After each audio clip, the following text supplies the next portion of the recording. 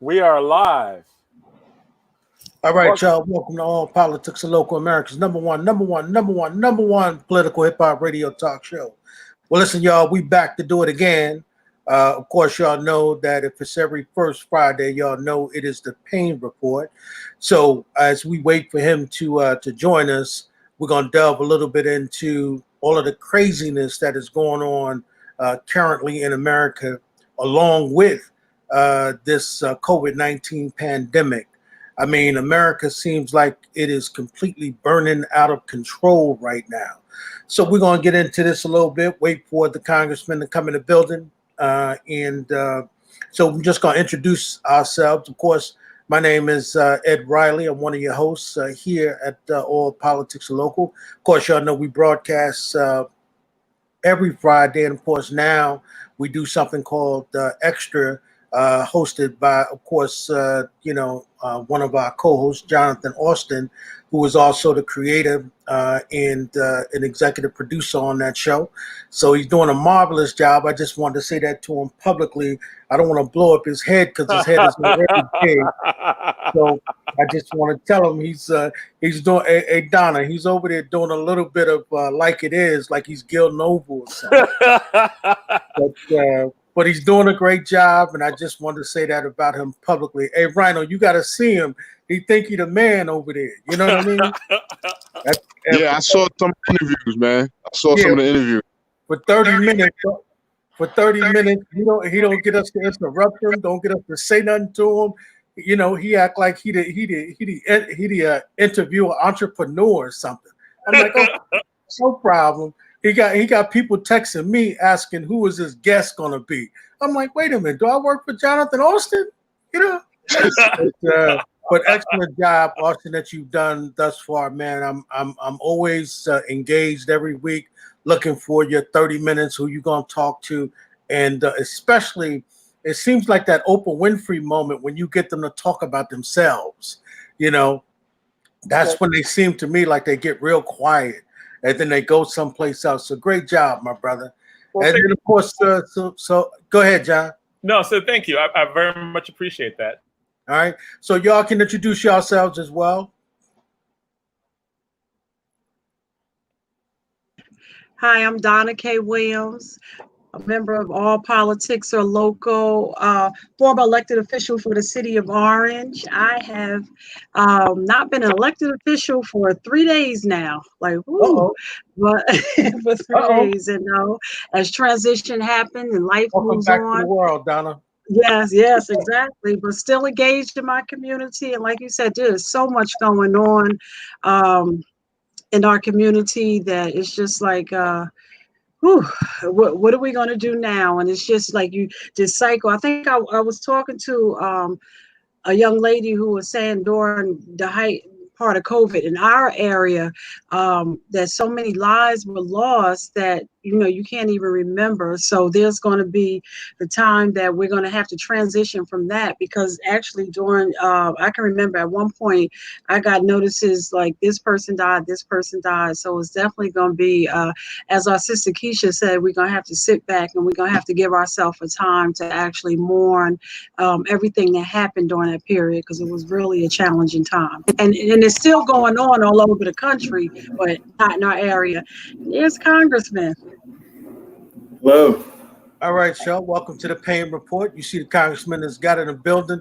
You know, that's what happened when you the star of the show. You can be the last person to enter the building. You make sure. Hey, congressman, they call that fashionable, don't they? You know, when you show up late, you make sure somebody's in the room before you walk in. I tell people all the time. I'm going to be late to my funeral. Yeah. That's right. You want to get a chance to see everybody there, right? Praise God. Absolutely. Well, welcome, Congressman, to the Payne Report, my brother. Thank you. Can you give me 1 minute? Sure. Hello, Councilwoman. How you doing, sir? All right, John. Hey, how are you? A beautiful plant next to you. Oh, thank you. And it looks like it's growing nicely. I mean, it's not you that's taking care of it, sir, huh? No. If you give me just 1 minute. All right. Well, listen. Go. Hey, Jonathan, can you hear me? Let's get a congressman a minute to get his technical stuff straight. Donna, you were saying something because I think yeah, just said. got his I mic. just said. Yeah, as in terms of the COVID, Can you hear me, Donna? No, I was saying that with the COVID, that when it was heightened in our area, so much was going on, and now that we can kind of look at other communities and to see how people were possibly looking at our community during their heightened areas. I don't know what community they said they had 10,000 reported cases in a 24-hour period. That's that's a lot. Yeah. And I think it's interesting now that, Pence and the Republicans, and they're starting to care about it. And when I heard that Pence was coming out and Trump was like, maybe you should wear a mask, I was like, oh, it must be affecting white communities now. Like those rural areas, those Trump states, when it was affecting New York and New Jersey and was predominantly Black and Hispanic who are being affected by it. And they didn't think that it was going to reach them.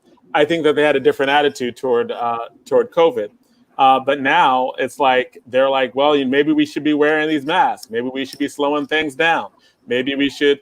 And I'm like, if you had just cared about everybody back when people were suffering, right? Back when it was affecting predominantly Black and Latinos in urban areas in like New York and New Jersey, back when it was like that, had you cared and taken steps to do the right thing in your own communities, then it wouldn't have affected you nearly as much as it is right now. I think that there was an attitude that was like, oh, it's affecting them and not us. And now it's affecting them. And unfortunately, us too, because in those communities, we're still disproportionately affected. But now that it's hitting them more directly, they're like, well, maybe we need to do something different. Yeah. So Ed, what do you think about that? And Donna, what do you think about that in terms of why a lot of these red states are starting to react now? Well, I think that the real reason is, John, is that people are starting to die in their districts, and I heard Mayor Baraka say today. He said of course now this thing is raging all over the country in these red districts. And so because they're starting to rage, and the fact is, John, is that even tonight in the rallies that the president is having tonight, there's no mandatory distancing going on. There's no mandatory masks going on, right? I mean, so wherever this guy goes, he's like a super spreader. You know what I mean? He's like, wherever he goes, he's the guy that's gonna bring in. He's gonna totally disrupt the community. The problem with that, though, is, John, is that we don't really have a cure for this virus, and so the problem is that he's killing people at his rallies. He's infecting people at his rally. What was that Black guy who ran for president? I just heard that he got it. Which one? The pizza guy? The pizza guy who ended with the Pokemon song? I don't know. He's the pizza guy who ended with the Pokemon song. That's right. Talking about? The guy. That's who. Yeah, he was that one with no mask on, right? Laughing, joking, having a good time. Now he's in the hospital, right? And they say that he's close to being put on a respirator, and he's telling people he don't want to go on one because he's afraid he might not come off. That's Herman Cain. Herman Cain. Yeah. Right. So he's in the hospital, Donna, and he's telling people he's afraid to go on a respirator because he's afraid that he may not come off. But here's the guy that was joking, smiling, right? No mask on, not social distancing. And then all of the people he was around were also infected, right? So imagine what kind of tracing they got to do in order to try to track down all of these people who were at that rally. And it would be like Trump to spread disease and not get it himself. Exactly. It would be him. He'd be the dude to be the carrier, getting everybody else infected. Right. Mm-hmm. And I was just reading similar to what Ed just said. I was reading some young man Facebook post, a story that he was actually out there. This is a big hoax, making a joke, and then he ended up in the hospital and giving everybody, please take it seriously. I apologize because I brought my grandmother, my mother at risk, and he had died within 2 days. So yeah, this thing wow. Yeah. See, the thing is because it's not in the news in this part of the country, people think it's over. You know, they think it's not really happening, and that's not the case, right? I mean, and that's one of the reasons why you have to appreciate Mayor Baraka's daily COVID-19 update every day at 5 o'clock. You have to appreciate that, and you know, like he said today, you know, I mean, the thing is that you know he's telling other people to rat people out. Look, man, if they're not wearing masks, they throwing big parties, they're not social distancing. Why? Because we don't want this thing to come back in the city and start raging like it is around the country. Right. You know, and then here's the thing, you know, most people don't even know, and I don't know if y'all know, did y'all know that there's still a curfew in Newark? Did y'all know that? I didn't know that.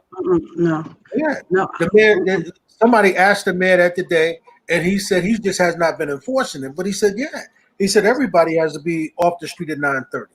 Okay. And I remember Mayor Baraka actually said, "Listen, they're opening up the state, but we can't do everything like everybody else That's is right. doing because you know people weren't suffering like we were, so we have to That's police ourselves now." I clearly remember him saying that, That's right. and let's not be foolish. That's right. That's right. And so that's why, Jonathan, when you talk about, you know, him and the president going on Indian land, right? The indigenous people's sacred land, right? Where, you know, here, this guy is just totally insane, man. And all of this is race baiting, man. All of it. Mm-hmm. You know, I was looking at Morning Joe this morning, man, and I saw a couple of brothers on there this morning, and they were just saying that, you know, November can't come quick enough, right? Mm-hmm. I mean, you know, but you also got to remember though, Donna. Remember, 70% of white males still support Donald Trump. Yep. That's right. They're power base. They're looking for that power base. Yeah. Right. And I'm looking at them and how they're determining and making it up. They just were saying there's possibly going to be a second stimulus, but they're also doing that in terms of thinking that they can bring people over to their side. And if we give people a second check, it'll cause them to vote for us. I'm like, wow. Yeah, but the problem with that is, Donna, is by that time there's going to be so many people thrown out of their homes, thrown out of their apartments, right? Because there's some people who have not paid their rent in 3 months, 4 months. That's right. Right? Because they had to make a decision between either paying a car note, buying food, right? Because remember, your children were home with you. That's right. Kids had to eat. So the question is, you had to make a decision, and because and that's the other thing, right?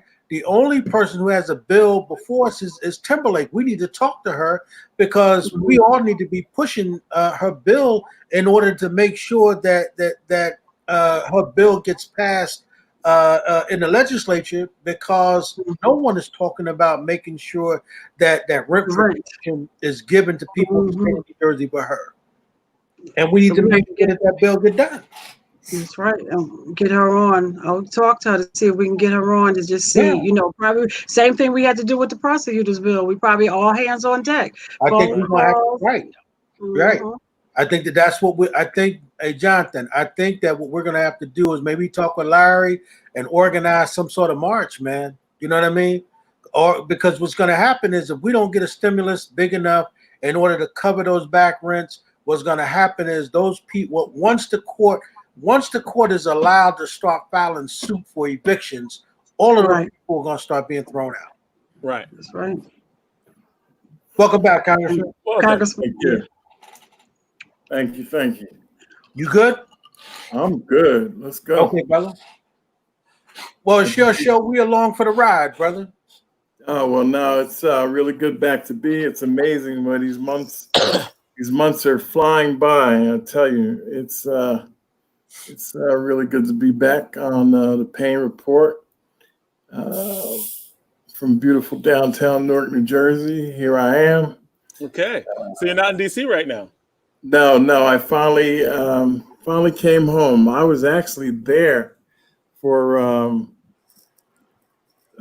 probably since March 12th. Wow. And yeah, you know, with my medical situation, the doctors didn't want me traveling back to New Jersey during the height of the pandemic.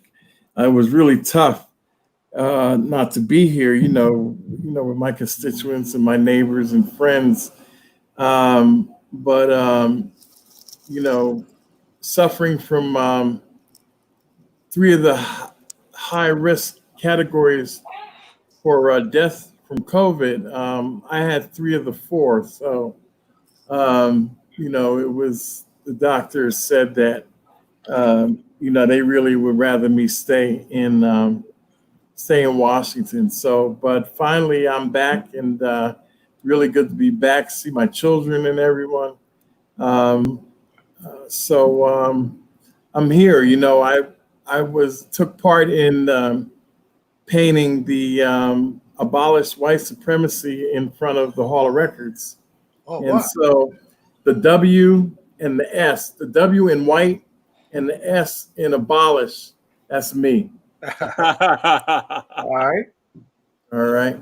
So it was a great event, and just a great symbol of what we need to do, and working with, a lot of people on that was really great. And I'm a little out of shape too. I kind of, the last wing of that W was getting a little rough, but we it's a great symbol, and I think that's happening all around the country. So we have to stay at this thing. I always say that we're really great starters, on issues and things that we want to see happen, but our follow through, it's being consistent and continuing through to the finish that sometimes we're lacking. So, we have to keep this energy up. It seems like we have the country in a good place right now. So we need to continue to make sure that we keep this effort going. And finally, there could be some real major change in this country since like we saw in the 60s. So that's what the goal is. So we got to keep pushing. Yes, sir. Hey, man, just before we go on, you see your boy sent you a message right there over to the right. Rhino? Well, no, who's that? That's Rhino sent you a message, man. You see that? Rhino. Oh, what's up? What's up, man? I didn't even say what's happening. DJ Rhino, my mistake. He sent you a message right there. He said, "We love you, Congressman. We're here." Peace, Congressman. Man. He says, "Without a doubt, salute." What's happening, brother? Rhino, can you hear the Congressman? Yeah, man. We got to. Yes, it sir. Looks like this COVID Can thing. you hear me? Yeah, I got you. I hear you.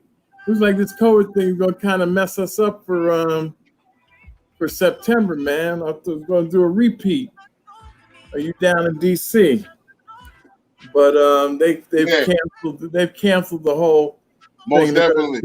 They're gonna do something virtually. So yeah, I had DJ Rhino down in Washington last year for Congressional Black Caucus legislative weekend, and he spun at the hottest party in DC for that weekend now, called the New Party, and it's an event Congressman Cedric Richmond from New Orleans and myself give every year, and it's really become the place to be on Friday night. Everybody, man, you can't get in that joint. It's crazy.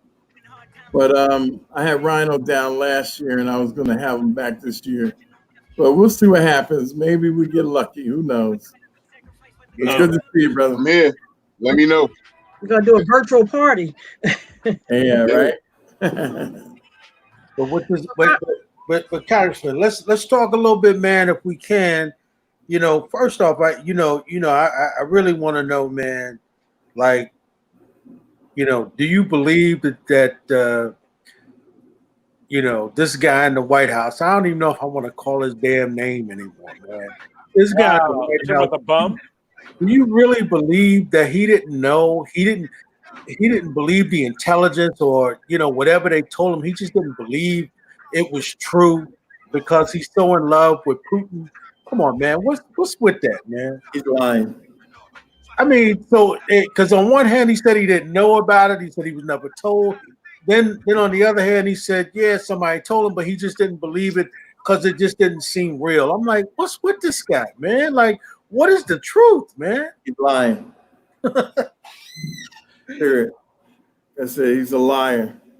I was listening to Schumer this morning, man, and I was like, Schumer was saying that, you know, this private, you know, a session that they had of the Gang of Eight, and Schumer was just saying, you know, Schumer just outright now says exactly what you say. He just says, this guy's a liar. You just can't believe nothing he says, right? And the fact is, what Schumer said this morning, I don't know if you saw him on Morning Joe. What he said this morning was, he said, look, he said they're holding up passing the bill that you all passed. He said, but they're not going to be able to stop it. He said, yeah, they're going to delay it. He said, but just like Pelosi said, she said they're going to fight this in public and they're going to make it happen because it is the right stimulus package for America. And what I was saying, Congressman, before you came back, you know, there are a number of people in this country who are going to be evicted within the next month. Once the states start giving power back to the courts to file suits to evict people, people are going to be evicted from their house. Is that what this president is waiting on? He doesn't care. He just doesn't care. The Republicans as a party, and I think I've mentioned this before, their philosophy or their feelings are they really don't care about very much unless it impacts them personally. That's the only way you get them to act on anything. If it impacts them personally, then you'll see some movement out of them. You know, the example I like to try to use is there was a senator about 5, 6, 7 years ago, you know, when same-sex marriage really had caught on fire and was a big topic and looks like it was headed that way. He came out vehemently against it, and he would never support that. And marriage is between a man and a woman, and Right. you know, that's it. Till his son came home and said, "Dad, I'm gay, and I love another man, and I want to get married." The very next day, he was on television talking about everyone should have the right to love whom they love. And he would go to the mats to make sure that happens in this country. One day later. So that's who they are. That's who they are. And Trump is no different. If it impacts him personally, or he gets enough credit, scrutiny, or he thinks that his television ratings are going down, that's when he acts. And it's a shame. Can you imagine they've counted him lying over 20,000 times? I mean, first of all, who can count that many times? Right. Secondly, Right. I mean, I worry about when he loses in November, if we'll have what we call the peaceful transition of government, which this country has had a history of since its inception. But here, we have the first opportunity of there is a question on whether the transition will be peaceful or not. Yeah, that's true. That's Does he absolutely right. Does he barricade himself in the White House? Yeah. Does he get some guards and get his rifles and say, "Come and get me," or the election was a hoax? It was fixed. The Democrats, you know, I mean, you know, all the things that I really am concerned. I really am. I hope his children, his daughter, can talk some sense into him, because she seems like the only person he listens to. You know, What happened? whatever that No relationship. longer the advisor? Yeah. Yeah, to that point, he just said yesterday that he regrets listening to his son-in-law's advice. Yeah. He just said he did. Wow. He said he wish he hadn't listened to Jared's advice or something. Yeah, and it's like it goes with the wind. To your point, I have you know, no loyalty. He has no loyalty to anyone but himself. right? Exactly. Mm-hmm. So he threw Jared under the bus. Wow. One thing that I'm kind of curious about is that, Congressman, you said that, like, in some ways this is optimistic because you see people in the streets, you see people involved, and you see a certain level of involvement that we haven't seen before. And on the other hand, what we all do see is Republicans don't care about anything that doesn't directly affect them. Right. Even in terms of COVID, right? They didn't start caring about wearing masks until it started hitting red districts. Oh yeah. Where do we go from here? Like, what are some of the things? Now, how does that work? What should we, like? I know that you were talking about, like, we need energy and we can't stop. What do we do now that can actually deal with the high energy, but also the intransigence that you know you're going to get from Republicans on these issues?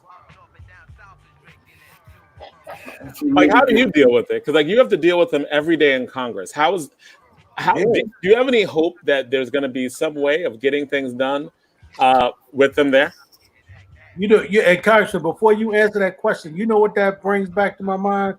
I remember, man, may God be pleased with Pop Payne. I remember he came on. True. I remember that time. And he told us about the Tea Party, right? Mm-hmm. And he was saying how frustrated he was dealing with these people. He said, these people are crazy. So I got to imagine that just reminded me, before you answer that, I just brought that back to mind for me. Listen, Peter King, who was, at the time of the Tea Party, was probably like one of the more right-wing crazies back in the day in the United States House of Representatives. We sit on the same committee. He is on the same committee on Homeland Security that I chair. And, it's strange, as right-wing and as crazy as we used to feel Peter King was, he's a moderate now. What? Right.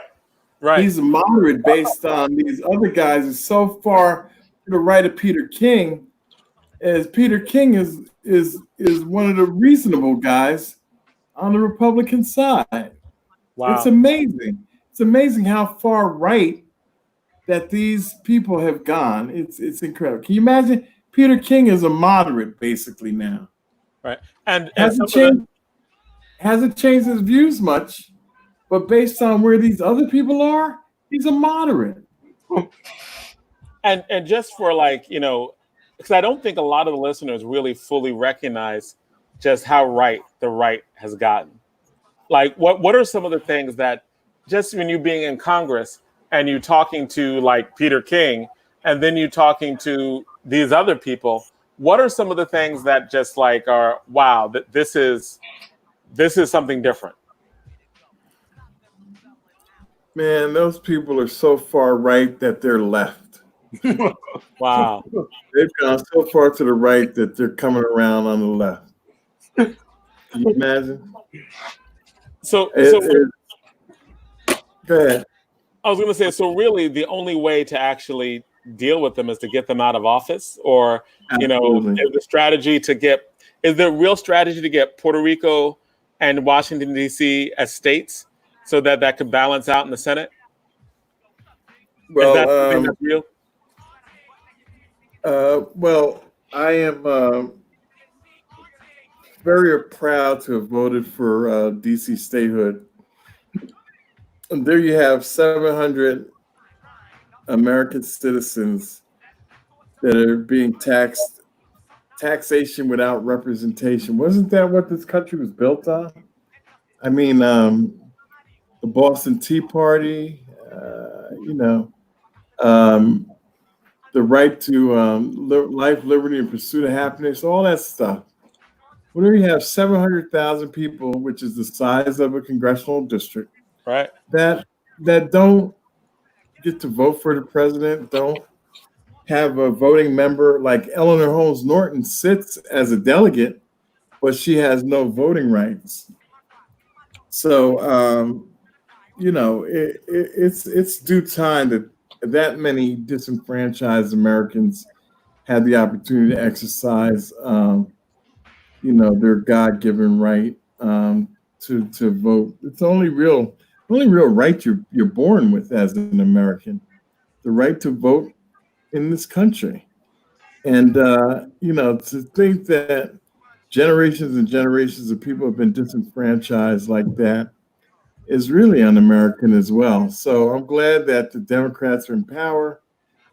This has been a fight that's been going on since as far back as I can remember. I know in the 60s, Congressman Walter Fauntleroy from Washington was the first person I heard mention DC statehood, and that was in the early 80s. So it's been going on for quite some time.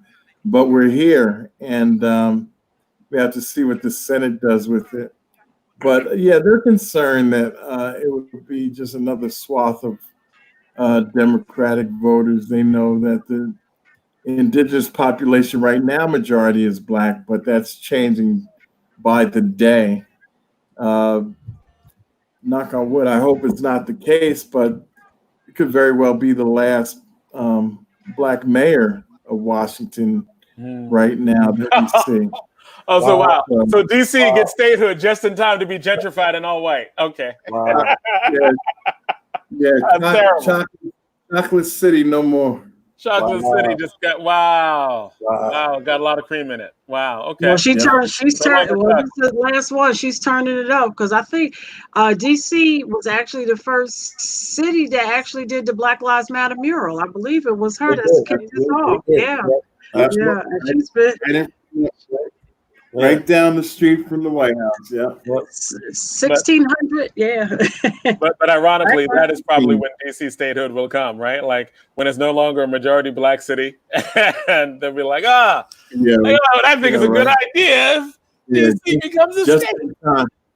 Just in time for gentrification, I tell you. That's terrible. That's terrible. It really is. And but more to John's point, though, we really got to be focusing too, Congressman, I think, on that Senate, man, right? We can't, I think, we definitely got to focus on Trump, man, but we've got to do something about McConnell. I mean, because I'm telling you, as long as McConnell is there, he's going to be a major disruptor to Pelosi, right? And to Schumer. And this guy is laser focused on putting judges in place who are in their 30s. So that they can be there for the next 30 or 40 years, right? To just totally disrupt justice around the country. And I mean, you think about it when you all came, well, you were already there, but when he made the Congress come back to Washington, I mean, he put on the floor what he wanted y'all to deal with, right? Having y'all dealing with judges as opposed to dealing with your bill, and still has not done that. So what Schumer said this morning, I think is absolutely correct. I think that we've got to be looking at that down ballot, man. And we've got to be paying attention to what's going on around the country, not just in Kentucky, but in South Carolina. We got to be looking around this country, man, and we've got to be organizing the troops. Yeah, no, we really do. It would be great to take the Senate once again. And, I really hope that we can do that. And then we'd be able to move some things and move the country in a positive direction. So just a few senators. I don't know what the breakdown is offhand. Any of you know offhand, what is it, 52 to 46 or what? I mean, John, you can pull that number up. like Jonathan. 52, 48. So we need like 4 or 5 wins. And there are some the Martha McSally, who is in the Senate, I think looks in Arizona looks vulnerable. And Corey Gardner, also in Colorado, looks vulnerable. So we need a few wins here and there.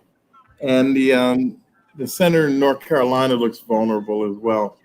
So hopefully the tide of the country, kind of heads that way, and that would be incredible.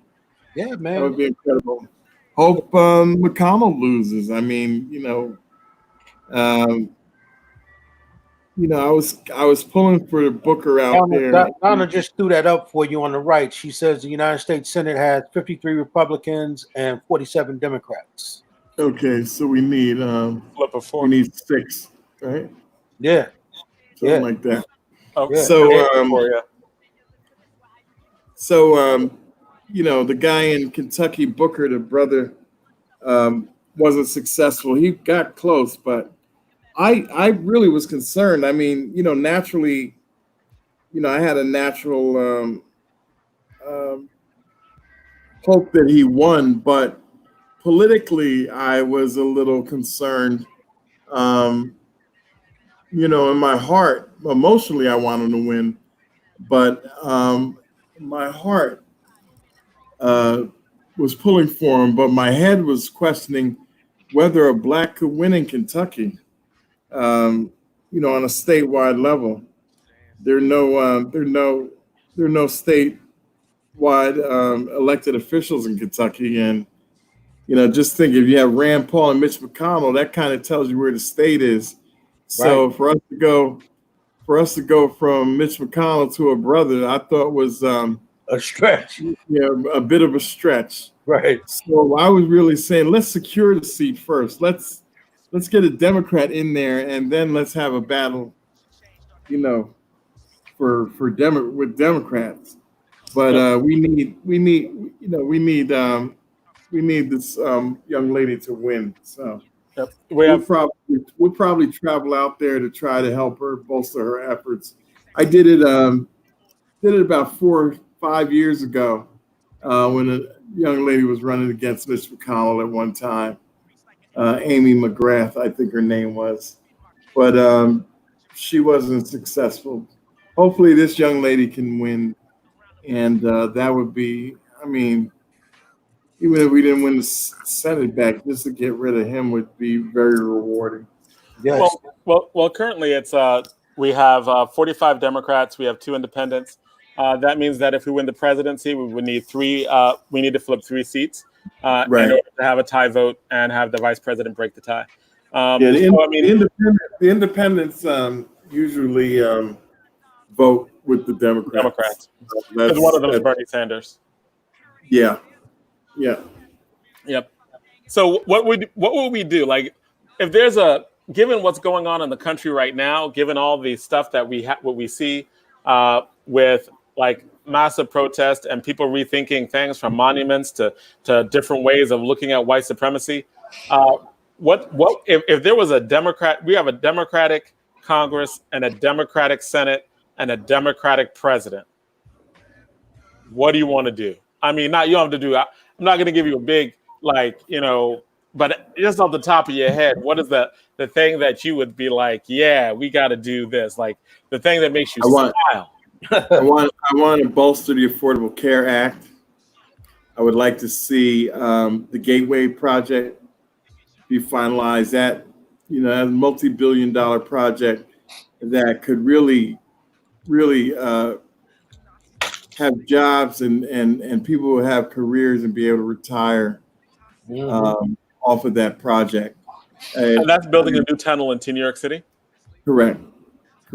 And we're getting closer and closer. I've been really pushing hard on that for the last 4 or 5 years, and I've done seminars and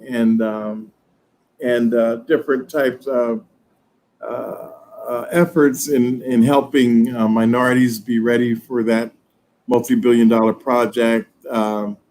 I've had what called the Build America seminar series of meetings where I brought in minority contractors, getting them ready for that. Had Port Authority, AECom, who is the project developer on that, Amtrak, New Jersey Transit, all in a room with, hundreds of Black contractors in all different areas that would want to bid on that work. And it's a great series, about 6 or 7. I did 2 of them in Newark, but most of them were in Washington. And so that Gateway project is something that I've really been focused on. But it's moving forward. We've got the money finally for the Portal Bridge, which is first part of that project. And that should be moving on. No, And what is the Portal Bridge? What is that?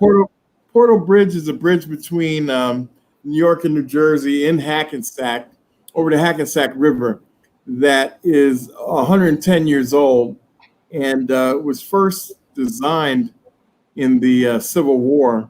Wow. And then built, and it's 110 years old now, and has to be replaced. And so we've secured the funds for that now, and that work is going forward. But that bridge is so old that it's a turret bridge, so it spins and turns parallel as the same way the river does. So when it goes back into position, it doesn't always necessarily lock into position. Oh, wow.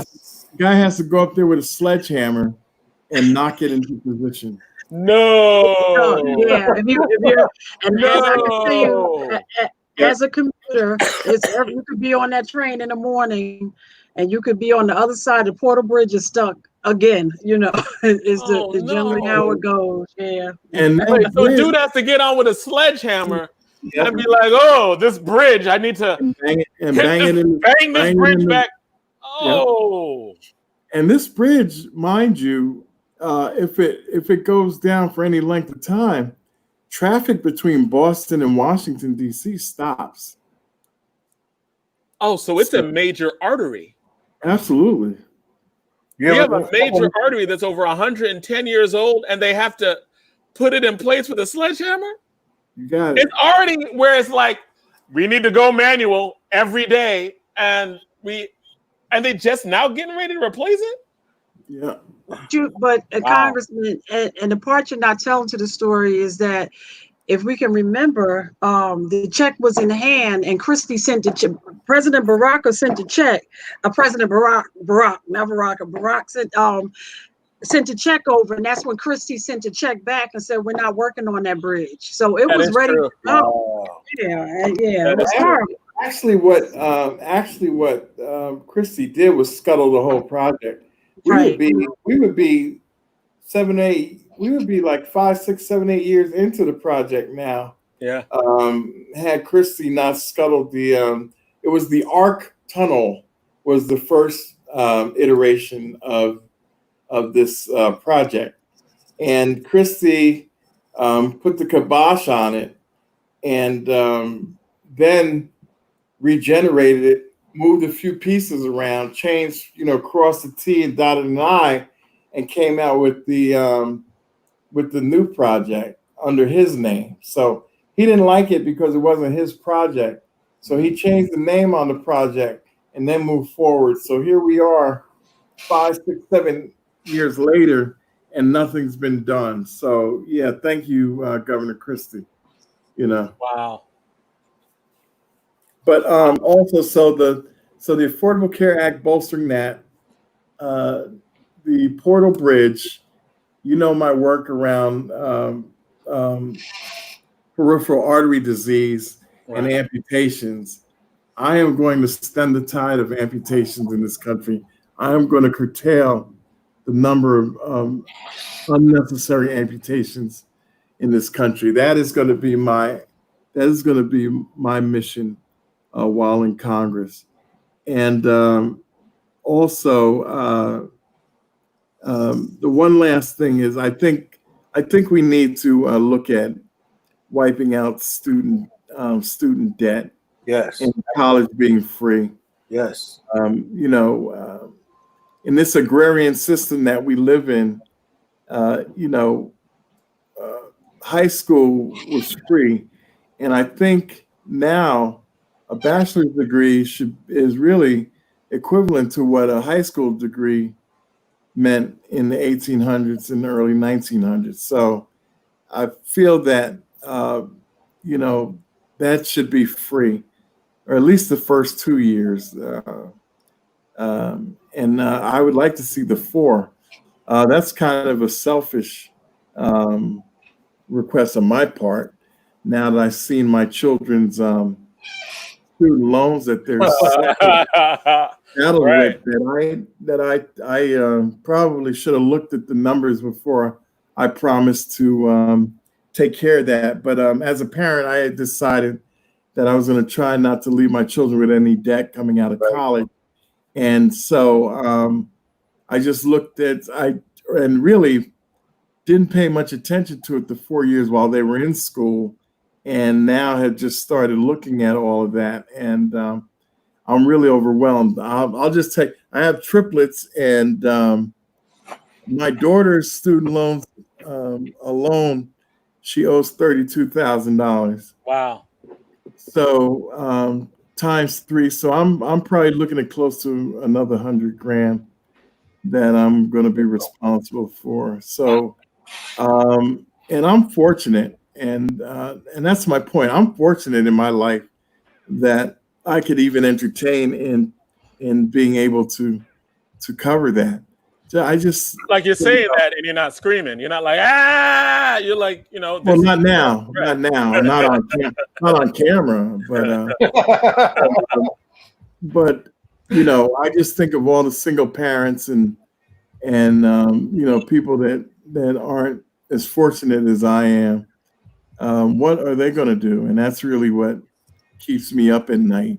So, and they need to look at this whole loan system in the United States anyway. The federal government makes a lot of money off of these young people. That's right. Absolutely. The interest rates are ridiculous. And so that's something that I'm going to start raising too, that we need to reevaluate this. Granted, you need to cover the money that was put out, but we shouldn't be making exorbitant profits off of these people. Right. And remember, Congressman, that's the only loan that you cannot get rid of through bankruptcy. Right. That loan never goes away. So if you spend $300,000, $200,000 going to law school or going to medical school, and just say you wind up getting hurt or you get sick and you can't work for 3 or 5 years, remember that interest continues to accrue, compounded daily, and you can't get rid of it. Right? It just, and that's one of the reasons why a lot of people like Elizabeth Warren. Right? They like her for that simple reason, because she, just like you, believes that that's one of the things that should be dealt with by the federal government, student loans. Right. And I look, would even say that I would make 50% of it forgivable, and and lower the interest rate. Right. Even if they did something. Yeah, why does it have to be so, interest rate be so high? Why are we making so much money? And the default rate, fine, you have to cover that, but still in all, it is one of the biggest profit-making situations that this country has. Wow.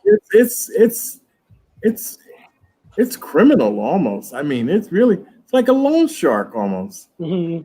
So I'm really gonna delve into that and see if I can make some kind of change to at least the interest rate. My goodness, you never get out of the debt. That's right. But I think that's why Elizabeth Warren was so incredibly popular when she was talking about getting rid of student loan debt. And when she talked about that, when Bernie Sanders talked about that, I think that people underestimate what that meant to an entire generation of people who have to delay their living their life, have to delay buying a house, have to delay buying a car. That's a lot. My daughter said that she has a lot of her friends that don't think they'll be able to leave their parents' house until they're 30. Right.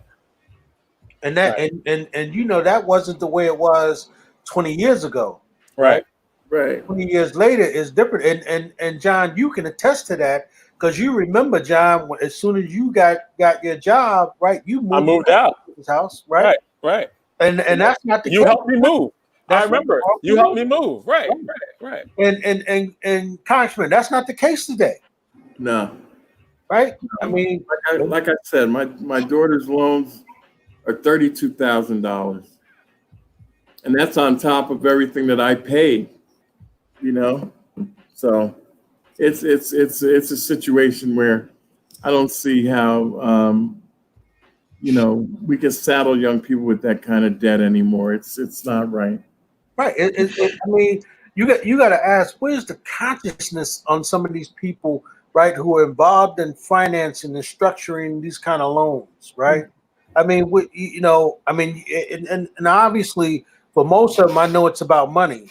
But at the end of the day, I mean, just like that brother who went down to Morehouse and he paid off all of those graduate loans, right? One of the things he said that he understood was that he understood the freedom that would give these families in order to not only for these young people to be able to begin their lives, right, but to be able to begin a career and honestly be able to go out and purchase a car, buy a house, have children, right, without having to be in total fear of losing everything and owning nothing. Right. Right. And look, and also look at Ed. Look at this. It's the one thing that the intern Mike has chimed in on. He was like, "Yes."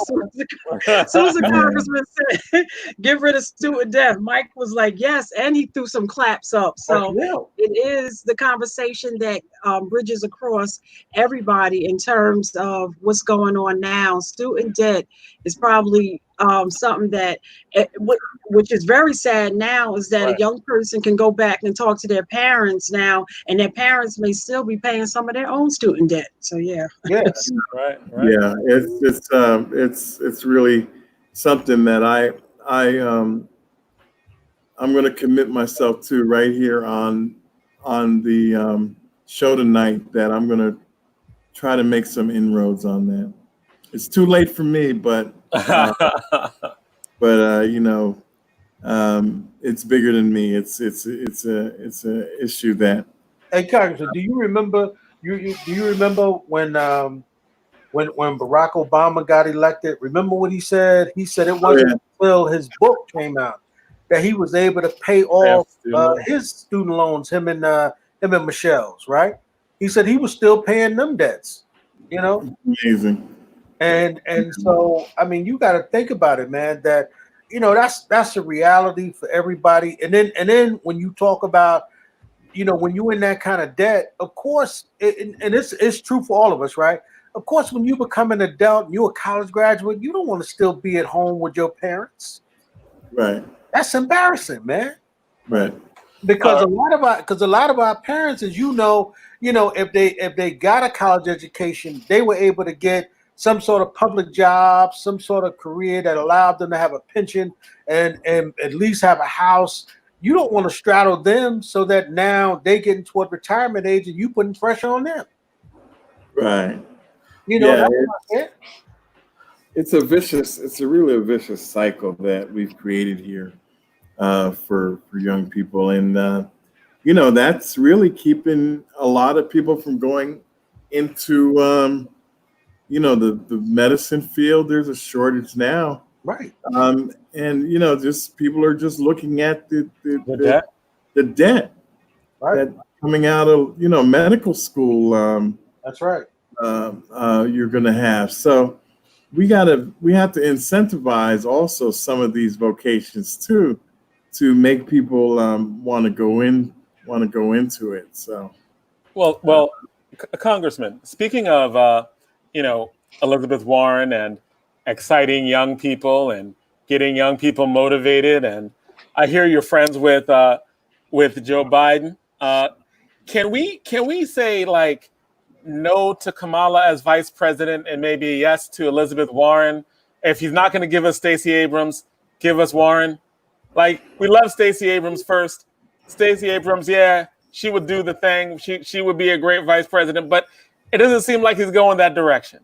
If he's not going that direction, can you give him permission to choose Elizabeth Warren? Because if he chooses Harris, I think people are just going to run away. They're going to be like, no, why did you? You know, I think Stacey Abrams in a few years would be great. I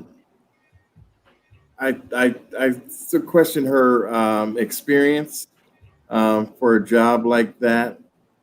But who am I? You know, that's just my opinion. You didn't even mention the person that I'm looking to get the job. Who's that? Susan Rice. Whoa. Wow, that's real. Okay, I'd be like, safe choice because foreign policy, credential, bona fides, all good, and not controversial. And Ed, what did you say? Her and Biden served under Obama. True. I think that actually might be the choice that is not controversial. People don't know enough about Susan Rice's domestic policy for her to be controversial. She can define herself and say the things that need to be said. But I don't know in terms of the progressive stance. I mean, she's very much like Biden. She's in the same wing as Biden in terms of foreign policy, etc. Right. I just think that if people are like, hey, you've got to choose a woman of color, but a lot of people of color are just like, a lot of black people are like, if you got to choose somebody, Warren, they're like, student loan debt, reparations. She's like, yeah, we need reparations. She's like, policies that deal specifically with black people. That's important. Think Susan Rice against reparations? Don't know. See, don't know. You'd have to ask, and then she might not have that full answer. The fact that we don't know. Guess what, John? Yes. I bet my firstborn on that she reparations. Oh, wow! So you must know her personally too. I do. She, my father was one of her mentors in terms of her foreign relations work, and she was one of the only people that came to see him when he was really starting to go downhill, and very touching time she spent with us. But that's how much she meant to him as a mentor. So yeah, there's a personal angle to it, but I mean, there aren't too many people more qualified. I mean, who's more qualified to being next to a president than someone that a president has already confided in, turned to for advice?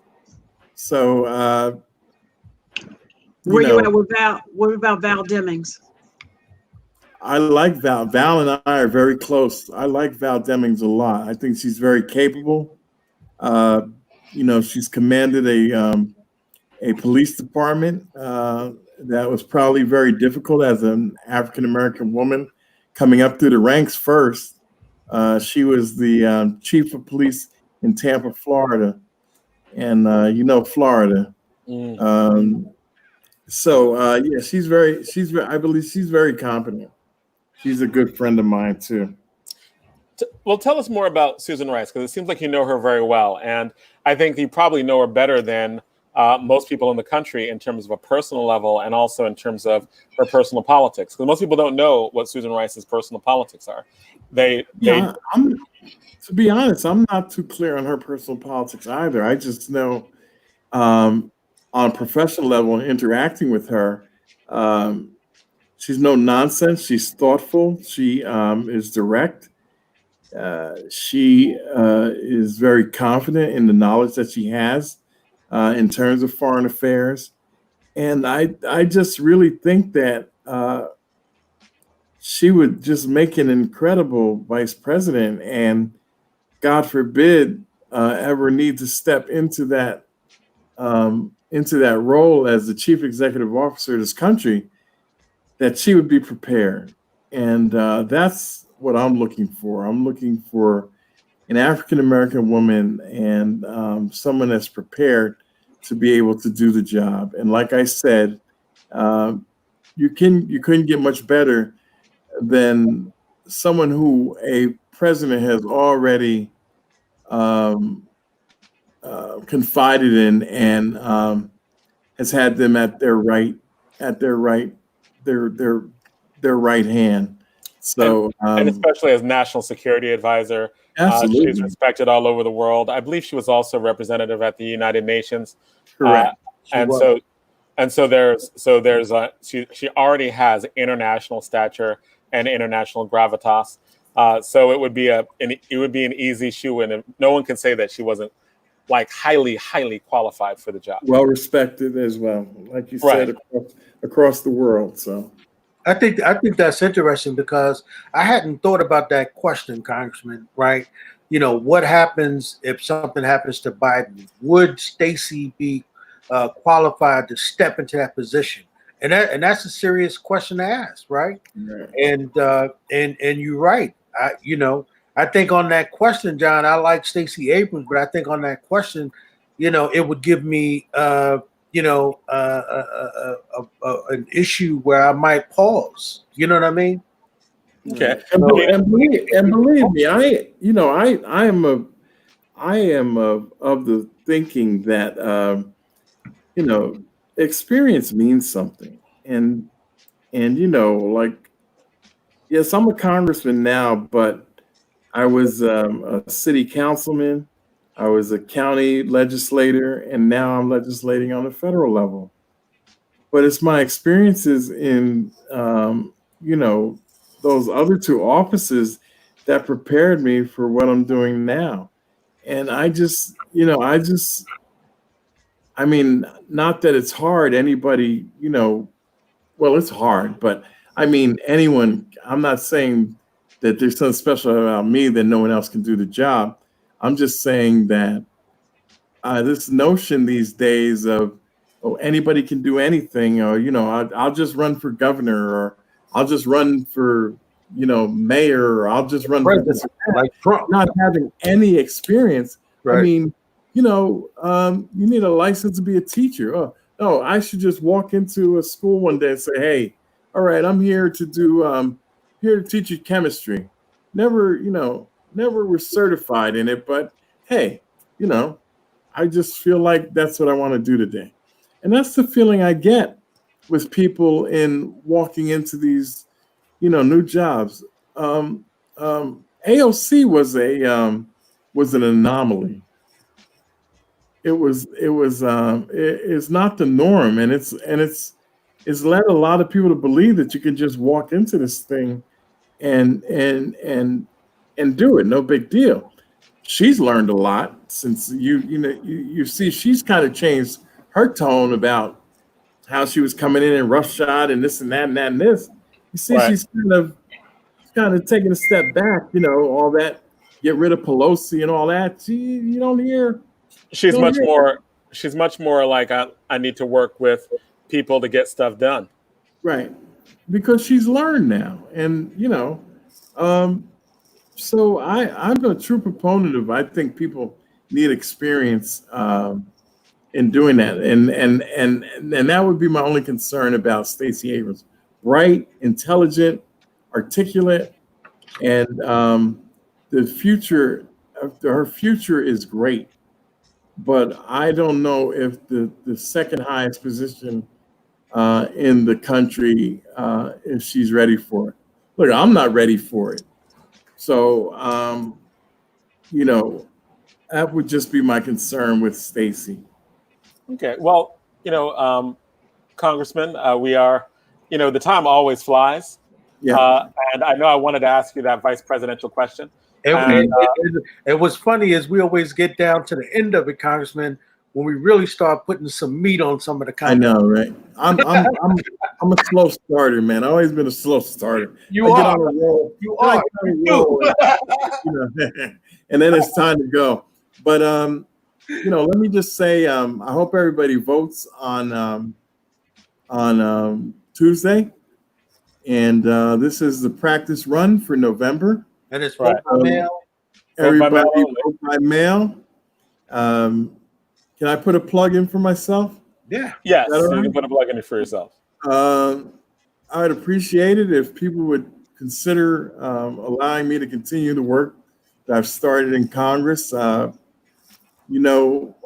I said, this thing is seniority is everything. And, coming into a time where my time in Congress is starting to pay off, and, I'm already chairman of a subcommittee and in leadership in that respect. And, the thing about this is the longer you're around, the better off you are. And, I've been doing my apprenticeship for the last 6, 7, 8 years. And, now it's turning a corner where, I've been fortunate to get the pieces of legislation in and passed that I did. Some of it's pretty remarkable, if I must say so myself, as a freshman, some of the things I was able to do. But now I'm at a point where I have a seniority that opens up the opportunities for me to even do more for my constituents. So please let me, now that I'm getting to that point, please let me continue and show you the things that I want to get accomplished for the 10th district. So thank you for giving me the honor of representing you to this point, and I want to continue in that position so I can be able to do more for the people of the 10th district. So thank you, and vote line A all the way. Well, thank you, Congressman, and thank you for coming on the show every month, and thank you for the conversations. Because we know that all those conversations are good. So That's right. all these conversations are good. And the most important thing, Congressman, is that, listen, man, you created the show with you and I doing the Payne report, and the thing is, your level of commitment, man, is unwavering. Even when you weren't feeling well, even when you were going through all the things you were going through, you still came on and spoke to the district, which is incredible, man. So, I can only say to you, man, that most people would have went and took some days off. You just kept going, man. So I want to say big up to you, man. And I think on Tuesday you're gonna blow it out of the water, man. All right. Before you leave, I thank God you're my congressman, brother. Before you leave, Congressman, I just want to let you know, Mrs. McElroy, she's on the live feed, and she said, "Hi, Congressman Payne." So I just want to let you know people are shouting you out. All right. Well, thank you. John, before we go, John, isn't it interesting for all of us? Isn't it interesting? Congressman is actually our brother, but he's also our damn congressman. Hey, yeah. It's very good. I gotta pinch myself sometimes too. Fair enough. It's all good. Well, listen, y'all been listening to the Payne Report. Y'all know that the congressman comes on to do his show every first Friday from 6 to 7. If y'all missed it, well, y'all got to catch him next month. Hey, Congressman, I'm going to hit you offline, man, because I got an idea that I think, man, you should put somebody on next month, on the show, man, who claims that they got a relationship with you and the family, brother. Oh, wow. Okay. What are you talking about? That'd be pretty good. And I've been trying to, I'm gonna work on it too, but I'm trying to get Vice President Biden to come on. His schedule's just been so crazy, but I'm gonna work on it and see what I can do. I think that'd really be great. So yes, sir. Hopefully maybe next month we'll be able to get that done. All right, brother. Much appreciated. All right. All right. Okay. Stay healthy. All right. Take care. Love you, my brother. Thank you. And Councilwoman, yes, sir. let me tell you that the councilwoman from the great township of Orange is one for her constituents. They've been having problems with the post office in Orange for quite some time. And as a matter of fact, I saw a letter from Councilwoman Williams from 2 years ago. So that's been quite some time that this issue's been going on. But she sent me a letter like about a month ago that was like, all right, look, this has been going on for a while. You know what it is. We think you need to bring your behind in here before the council and tell us why why this hasn't been rectified. All right. So here's 2 dates. We'll let you pick one, and you tell us when you're going to be here. Yeah, so that's always good. But thank you so much. Thank you so much, Congressman. And thank you, Donna, and thank you everybody for this hour. But we are ready to... Yeah, she is. She is. I got the prints on my butt that will tell you that she works for her constituents. Yes, she does. Sound like your daddy. Thank you, sir. Shavar, like, look. That's my congressman. That's my congressman as well. I'm a constituent as well. That's right. And you already got my vote, brother. That was sitting in the mail about 10 days ago. So you already got it. You got at least one vote, brother. I'm worried about the 4 in my house. How many of the 4 I get in my house? Hey, Shavar, that's weird, right? That who Congressman is to all of us, right? That's our brother, right. And he's our damn congressman. That's right. Amen. No question about that. Yeah, so we get a chance to vote for our brother, our friend, and our congressman at the same time. Ed, Shavar worked with my father years ago when he was in college back in the day. So he was someone my father was always very, very proud of, and he hasn't disappointed. My father said that there were going to be great things coming out of that young man. Hey, Congressman, he's usually a pretty good judge of young people. So, it's true. But it's really good to see you, my brother. Good to see you, and I appreciate that. That means a lot coming from you and who your father was. It was 1995. CBC intern, one of the best summers I've ever had. Listen, I told him, he would talk about you, and I was like, well, wait a minute, what about me? I mean, Shavar is, oh man, he's so. I love him and love you and the family. And your grandmother, God rest her soul, beautiful woman.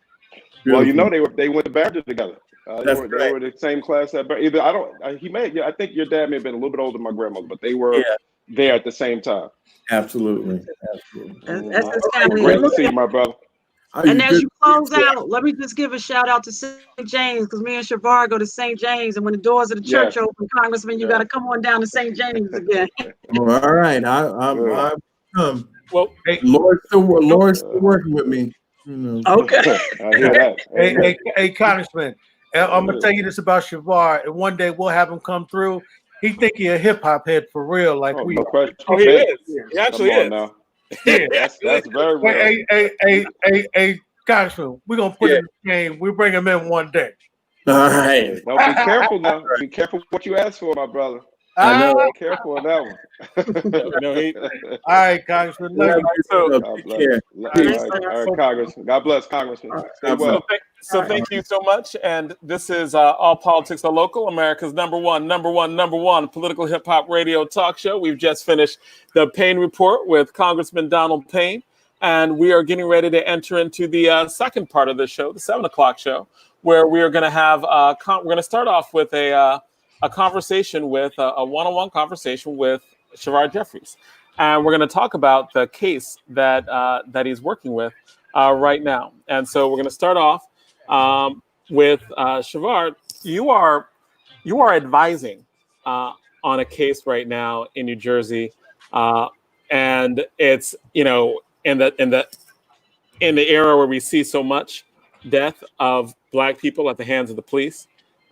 You are dealing with the case of Maurice Gordon. Can you talk to us about that? What went on with Maurice Gordon? Like people don't know. A lot of people may not know you are an attorney. You are a practicing attorney. You are a civil rights attorney. You practice civil rights law on a regular basis, and this is you advising someone on civil rights law. So I'm gonna ask you what happened with that case, and can you give us as much detail as you can, because I don't think people know about the case, and I don't think people know about the process by which these things are brought to light. Yeah, well, I appreciate that. Thanks for having me here. Looking forward to this conversation. So Maurice Gordon is a young brother who was driving through New Jersey a few weeks ago. He was stopped for speeding a couple times. So he sped over about 90 miles an hour. He got stopped, got a ticket, sped again, was stopped again. After he was stopped, his car wouldn't start back up, and so he was with a state trooper, and they called a tow truck to come, move his car. The officer offered Maurice the opportunity to sit in his car while he waited for the truck to come. He did so. He had some conversation back and forth with the trooper. The trooper frisked Maurice before Maurice got into the back of the car. Maybe 25, 30 minutes after that, Maurice jumped out the car. Now, this is on the Garden State Parkway. He could obviously be potentially dangerous to himself, maybe others at that point. The officer, instead of having a conversation or engaging, Maurice in a constructive way, immediately became physical and forceful. Get the F in the car, get the F in the car, and then proceed to put his hands on Maurice. And Maurice no, go ahead, brother. And just for clarity, he got into the police car voluntarily. Like, it seemed like he wasn't being arrested. There was not an altercation. Is that true? That's exactly right. That is exactly true. He got in the car voluntarily. He was just waiting for the tow truck to come get his car, right? He wasn't required to be in the police car. The officer offered him that, as opposed to him sitting in his own car. He did that. Then after a while, he wanted to get out, and he jumped out. For whatever reason, the officer became very physical and very forceful, right? The officer could have sat there and done nothing, or the officer could have got out and said, "Hey, sir, where are you going?" He'd say, "I'm going back to my car, right? I don't have to sit here with you." Maurice had every right to do that. Instead, what the officer did was become physical and forceful, as oftentimes white cops do when it comes to black and brown folks. Get the F in the car, and then he proceeded to get physical. Maurice got himself free. Now, Maurice did then jump into the driver's seat of the cop car. Then Maurice got back out, right? When Maurice got back out, the cop jumped on him, claims Maurice was reaching for his gun, which is a claim we see oftentimes when black people get killed. Then the officer proceeded to shoot Maurice 6 times and kill him. With a gun he was supposedly reaching for. Exactly. That's right. And so this is obviously, part and parcel of what we deal with as black and brown folks in this country. And people should know New Jersey State Troopers have a very long history of racial profiling. There's a consent decree against the state police for racial profiling, another consent decree for discrimination against black and brown troopers within the department. There was a cover-up about 15, 20 years ago where the Attorney General covered up evidence that spoke to racial profiling within the state police. So we have this legacy of which what happened to Maurice is a symptom. The officer continues on the job, continues to get paid, has not been charged. Evidence has been presented to a grand jury, but there haven't been any charges yet. This officer continues on the job, continues to get paid by the taxpayers while Maurice is dead and his family is grieving. Now, there are so many different cases that come up. One of the reasons why I wanted to have this conversation is about process. We hear about it, we hear about the headlines, but we don't, because this happened on May 23rd. What is the process from the time of the tragedy to the time that you get involved and that we actually get media coverage around it? Like, what does that process look like? Yeah, I mean, there wasn't much attention at all. So about a week after Maurice was killed, William Wagstaff, who's the attorney for the Gordon family, his team reached out to me because they just knew about kind of my background in civil rights. Long ago, I worked at the firm where we actually litigated the case against the state troopers for racial profiling. That was a Gibbons firm here in Newark. I also spent time in the Attorney General. I actually had part of that responsibility. I actually worked on the consent decree in terms of diversifying the state troopers. So in any event, they reached out to me. Of course, I was very happy to advise and support in any other way. And just for clarity, like you kind of like brushed over that a little bit. Like you were actually involved. We're going to get back to this, but what does that mean to advise on a consent decree? And a lot of our listeners might not even know what a consent decree is. So what was it that you like? Because you're like the New Jersey state troopers have a history of racism, and they were under a consent decree. A lot of our audience doesn't know what a consent decree is, and you worked on that consent decree. So what was that? What did you do? Yeah, so there are two that are relevant here. The first was in the late 90s into the early 2000s. There was, as there is continue to be today, all types of claims by residents of racial profiling by the New Jersey State Police. There then was claims that were brought to the United States Justice Department. And part of what the Justice Department's role is to ensure that civil rights are enforced throughout the country. The Justice Department then initiated an investigation. So this is the federal government investigating the New Jersey State Police.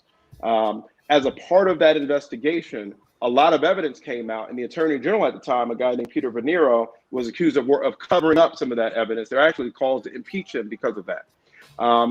Long story short, the state of New Jersey ultimately settled with the United States government and entered into a consent decree. And a consent decree is basically a settlement where when there's a lawsuit against any entity, it could be a public entity or a private entity, and basically they will settle the claims and enter into a consent decree, which basically means the court can enforce the settlement. Oftentimes in litigation, there's out-of-court settlements where there isn't an expedited court process to enforce. A consent decree means there's a settlement, and if if a party doesn't uphold its end of the bargain, in this case, the people who represent Black and brown folk who are suffering these issues can have an expedited, quick process to get a court to intervene. So the consent decree basically means courts can jump in faster anytime there's a violation of any of the terms. I was a Gibbons fellow, and the Gibbons firm helped to litigate that case. So what you're saying is that there's a deal that's made between both parties, and all that's written down about what the state has to do, what the New Jersey State Troopers have to do. And so what they have to do is kind of written down, like you have to do this. And here's what, this community, whatever, they have to do. And so all those things are written down. And if one of them violates it, they can be like, judge, and the judge would immediately enforce it. That's correct. And that's why you're such an amazing teacher you are. That's exactly right. Because outside of that, if there's an out-of-court settlement, it can take years to get a judge to make a decision. A consent decree gives you a quicker way for the judge to intervene and enforce the terms of it. So the judge is literally monitoring it. That's exactly right. So given this monitoring, and you were talking about before, like we were talking about, the family contacted you. They understood that you were familiar with the state consent decrees. They were familiar with state troopers and their history of discrimination and the legislation against them. So they came to you. So what happened? So then what happened was, William Wagstaff is a great attorney. And it'd be great to get him on at some point because he can really get into the particulars. But William is handling basically all of the technical legal aspects of representing the family, of pushing the state to make all the evidence available to the public. The state still has not done that. There's parts of the videotape that haven't been made available, other types of evidence that have not been made available. So he's handling that piece. What I'm doing is I'm advising him in terms of the strategy of the case. Clearly, there's going to be a civil action at whatever point the criminal proceeding is finished. Generally, what happens is if there's a criminal investigation, and so right now, what happened is before the grand jury, which is basically a group of citizens who can decide whether or not to charge this cop. The civil process is where any private person can basically sue for money. So the Gordon family can sue the state for the murder of their loved one and get money. The criminal process would be against the cop and potentially result in him going to prison for what he did. The family can pursue the civil option regardless of what happens to the cop, but generally you have to wait until the criminal process gets to go first. So they have to kind of wait for that. And so William is handling all of that piece. I'm kind of advising him on strategy and also making sure he understands the broader context that what happened to Maurice is a symptom of underlying issues in the state of New Jersey. Okay. So when we're talking about like what happens to get from the point you're at, what's supposed to come next? Is it just wait? Is it just like, when when you're saying the families contacted the families when they contacted the lawyer, like what was the process by which they would actually start to pursue justice? Is it just contact the lawyer, contact the attorney, and what's next? What do they just wait? Well, then we have to, because the criminal process gets to go first, that's where we have to raise this public pressure, right? Because oftentimes, as we see, these cases get swept under the rug and nothing happens. And in fact, this case kind of got caught up in the energy around George Floyd. And as you pointed earlier, a lot of people don't know about it. And so it's up to the state attorney general and the grand jury process to hold this officer accountable. And if there isn't public awareness, we shouldn't be surprised if nothing happens to this officer. Right. And so basically what the family has to do, and this is why so many cases go unheard of, things don't happen, because not everyone has access to a mechanism to get to the press and to the media and raise awareness. And so if that doesn't happen, then you're just at the mercy of the courage or lack thereof of political authorities. And so that's kind of what happened now. So fortunately, the family got to William Wagstaff. William Wagstaff connected with some people from the Mercury firm, which does PR. I have some relationships with some of them, so we're able to create a process. We're able to get some media attention, so we're able to get some national and local media to engage on this issue, and frankly put pressure on the governor and attorney general to hold this officer accountable. So you literally had to set up a team, right?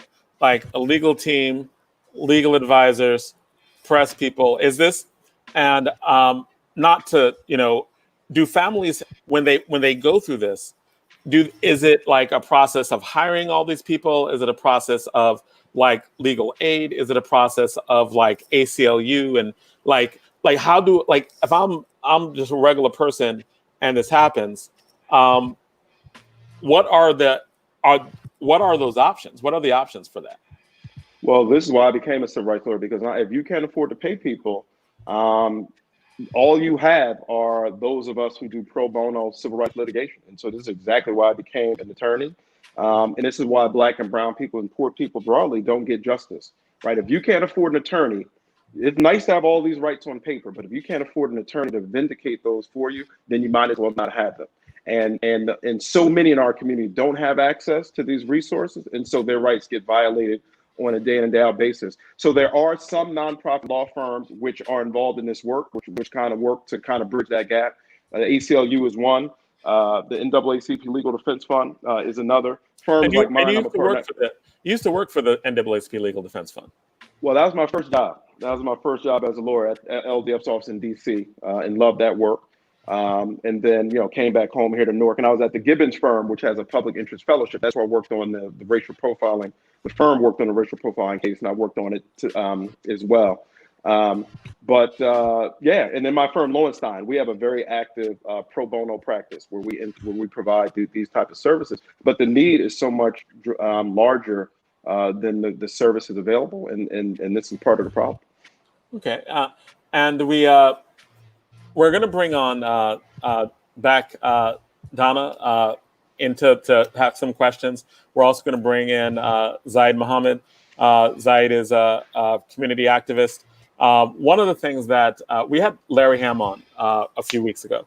And when we had him on, we had a conversation about a case one of the first cases that he actually worked on. And it was a case where a person was tortured and beaten to death. And just what they had to do and what they had to go through in order to get like the semblance of justice. And he talked about protest. He talked about the organizing. But the thing he said was the most important. He said the most important was the tenaciousness of the family. The fact that the family would just refuse to give in, to give up. And they constantly pressed. They met.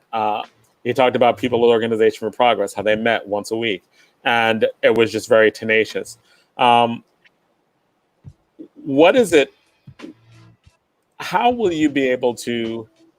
It seemed like when I was talking to him, it was a very soul-draining process of dealing with white supremacy that was trying to get away with murder and everybody who knew better but was supporting them and fighting uphill.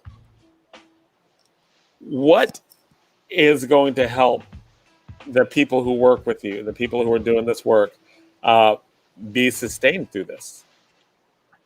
Well, it's very difficult, and you're so right. I mean, what is essential is if we can get a broader engagement from the community to sustain this. Because, the Gordon family, they live in London. So they flew from London to Trenton a couple weeks ago to participate in a rally that we organized at the Attorney General's office. And so it's even more difficult when you're obviously on, the other side of the world, trying to make sure that you get justice for, for your son and for your brother. Both his mom and his sister came. And this is where the community organizing is essential. Platforms like this, where we can raise awareness, and residents and those who care about equity and racial justice can know about it. And frankly, we just got to push and hold folks accountable. I mean, there comes a point at which, look, we're always going to have to organize and push and agitate. We know that. But there also becomes a point at which where we elect certain people and they depend on our vote. And frankly, the governor we have in the state of New Jersey, one with 94% of the black vote, there comes a time where you just got to do the things that you say you're going to do. And so when an unarmed black man gets murdered, and we're in a state where we have the worst black-white incarceration disparity in the country, so this isn't some aberrational issue. Can you repeat that? Can you explain that? Like, what do you mean by the worst black-white ratio in the country? So we have the worst, according to the great work of Brian Haygood, New Jersey Institute for Social Justice. Their report shows that we have the worst disparity in imprisonment rates for black people versus white people, both for adults and for children. So for every one white person, for every one white adult in prison in the state of New Jersey, there are 12 black people. And for every one white child in prison in the state of New Jersey, there are 30 black people. And what we know is, and what the report and data consistently shows, that at every step of the criminal injustice process, we're not going to call it justice, black and brown folk face these big disparities. Who's stopped? When they are stopped, how they are treated. Maurice Gordon is just one of many numerous examples of that. It's more often the case that black and brown people get arrested and charged, white people just get let free. So the murder isn't as common, although that is obviously a part of it, but it's these other issues. Who gets charged, what they get charged for, how much they get sentenced, who gets diverted and who doesn't. And so at every step of the way, black and brown people are overwhelmingly targeted for this. And people should be clear, the overwhelming majority of interactions involve mundane misdemeanors, right? And so 80% of law enforcement interactions involve misdemeanors. So these will be your non-violent drug offenses and other regulatory offenses. So this is where black folk are getting fines and tickets and other issues. And then if you have a drug issue, rather than being diverted to treatment, as white people are, you're being locked in prison for a period of time. And New Jersey leads the country on these issues. And so folks should be clear about this is the context in which we're in. So all of the things in the consent decree, because you mentioned that the state troopers now are under a state decree. Has it been effective? It ended. Well, it expired about 9 years ago. And so that monitoring isn't there anymore. And there was some, I would call incremental progress during that period. But that consent decree is expired. So it doesn't exist anymore. I should be clear about that. So I was just kind of providing the historical context. It doesn't exist anymore. And honestly, there's just not bold, aggressive action to address these issues. I mean, I was on a call with the Attorney General and some other advocates a couple of weeks ago. He talked about, we're going to send prosecutors for bias training. We're going to send assistant prosecutors to the prison so they can see what prison looks like. What needs to happen is very simple, right? There needs to be statewide orders to frankly divert police out of the overwhelming bulk of these mundane interactions that are being used to harass black and brown folks. These petty. Well, for example, I would argue, I don't see the need to have troopers sitting on the side of the road enforcing speeding infractions in any case, particularly when we have this longstanding evidence of racial injustice. I would argue even more for nonviolent drug offenses, the default approach should be to divert people to treatment, not to the criminal punishment system. That's by and large what white people get. Right. So we tend to get. Yeah, I was always saying that. I always said that marijuana has always been legal in the United States for white people, right? Like talking about legalization of marijuana, we're really only talking about like legalizing it for black people. But you were saying the overwhelming majority of these offenses, what needs to happen? Well, the state tomorrow could say that for nonviolent drug offenses, we're going to divert those as a category to treatment. The state could say for any offense where there are significant racial disparities in terms of who's arrested and prosecuted, the state can literally freeze those, because once you have that evidence of a disparity, that is a constitutional problem. The Constitution prohibits racial discrimination in the administration of the criminal punishment process. We have all this in New evidence. Jersey. In New Jersey, that's true. Absolutely. We have an equal protection clause in the state constitution, which provides that to the extent because of somebody's race, they're being targeted for the administration of criminal penalties, that's a constitutional problem. Now, what they would argue is say, oh, that's not intentional, right? That's what they would argue. But if you're going to actually lead and create transformation, the evidence is ridiculously clear. So what, at minimum, the state could say, we're going to freeze these until you explain to us why there are these big disparities in terms of who's being stopped, arrested, and prosecuted.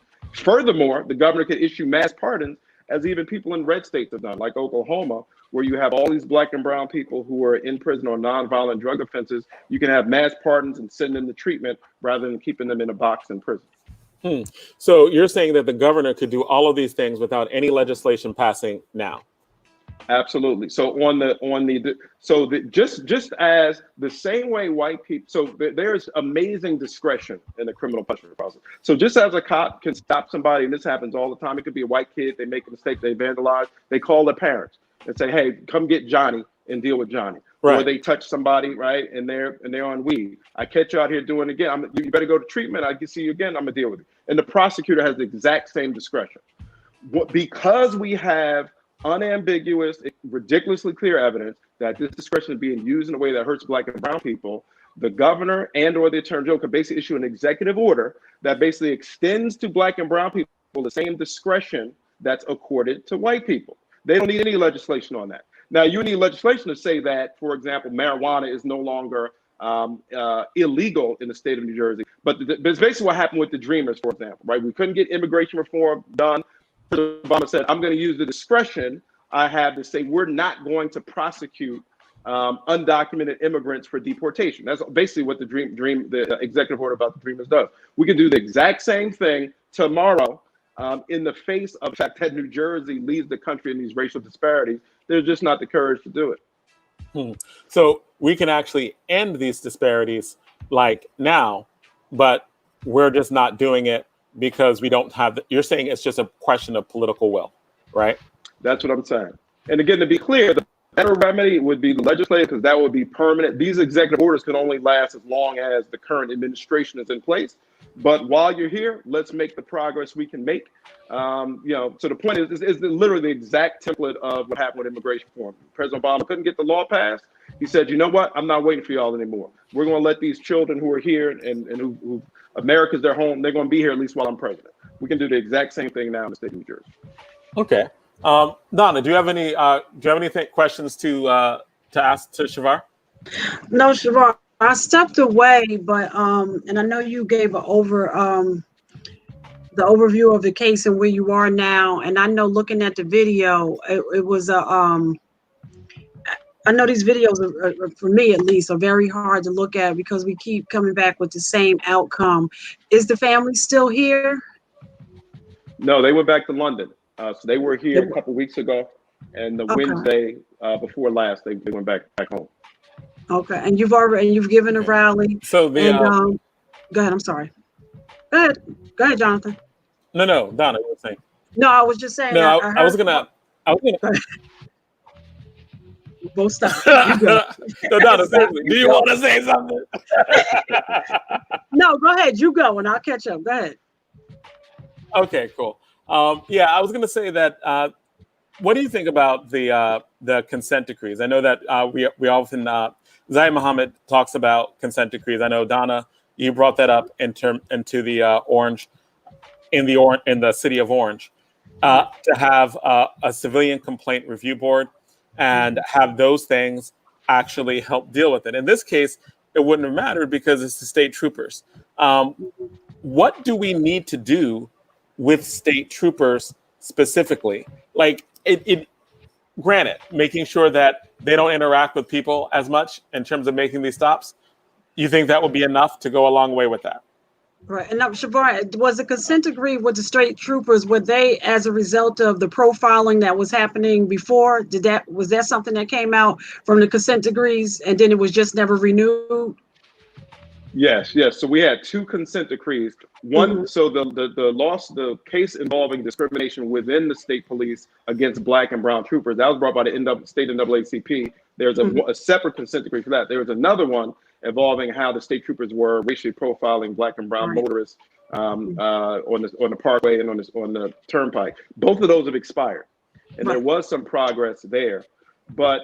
Yeah, I mean, to the broader point, there's no reason for these speeding offenses, particularly when we have this evidence that is being used to perpetuate racial injustice, that there can't be a handful of cameras in discrete spots along the state turnpike and the parkway to deal with that. What happened then? It would be non-discriminatory. So whoever's speeding, whoever's going beyond a certain limit, they get their ticket, right? And you can have them, in discrete spots. You don't want to have it overbearing. And you could do the same ratio. Like, so they tend to have a certain number of troopers per few hundred miles. Do the same thing with the cameras. Get them out of that business, right? The idea that people are just sitting on the side of the road to mess with people makes no sense, right? It's unbelievably inefficient. There's almost no evidence that it's a deterrent for speeding anyway. And we know they're just using that as a pretext to mess with Black and brown folks, right? So when all face all that evidence, the governor, they can do that tomorrow as well. We need leadership. And frankly, not lip service on all these questions. Same with our county prosecutors too, to be clear, right? I mean, the county prosecutors control charging in their counties. So in the same thing I'm saying can happen at the state level, we can push our county prosecutors to do the same thing in their counties. Yeah, and when you were talking about just the leadership at the state level, what I realized, I didn't realize this until maybe 2 weeks ago, but there's a court case for the CCRB that's before the state Supreme Court now. I didn't know that state Supreme Court case was unnecessary. The governor could tomorrow have the attorney general just sign some papers, and the CCRBs, the civilian complaint review boards, would be approved. What needs to be done to get, like, 94% of the population, of the Black population in New Jersey voted for the current governor. Only 47% of white people. He would not be governor if Black people did not support him in overwhelming fashion. What more needs to be done?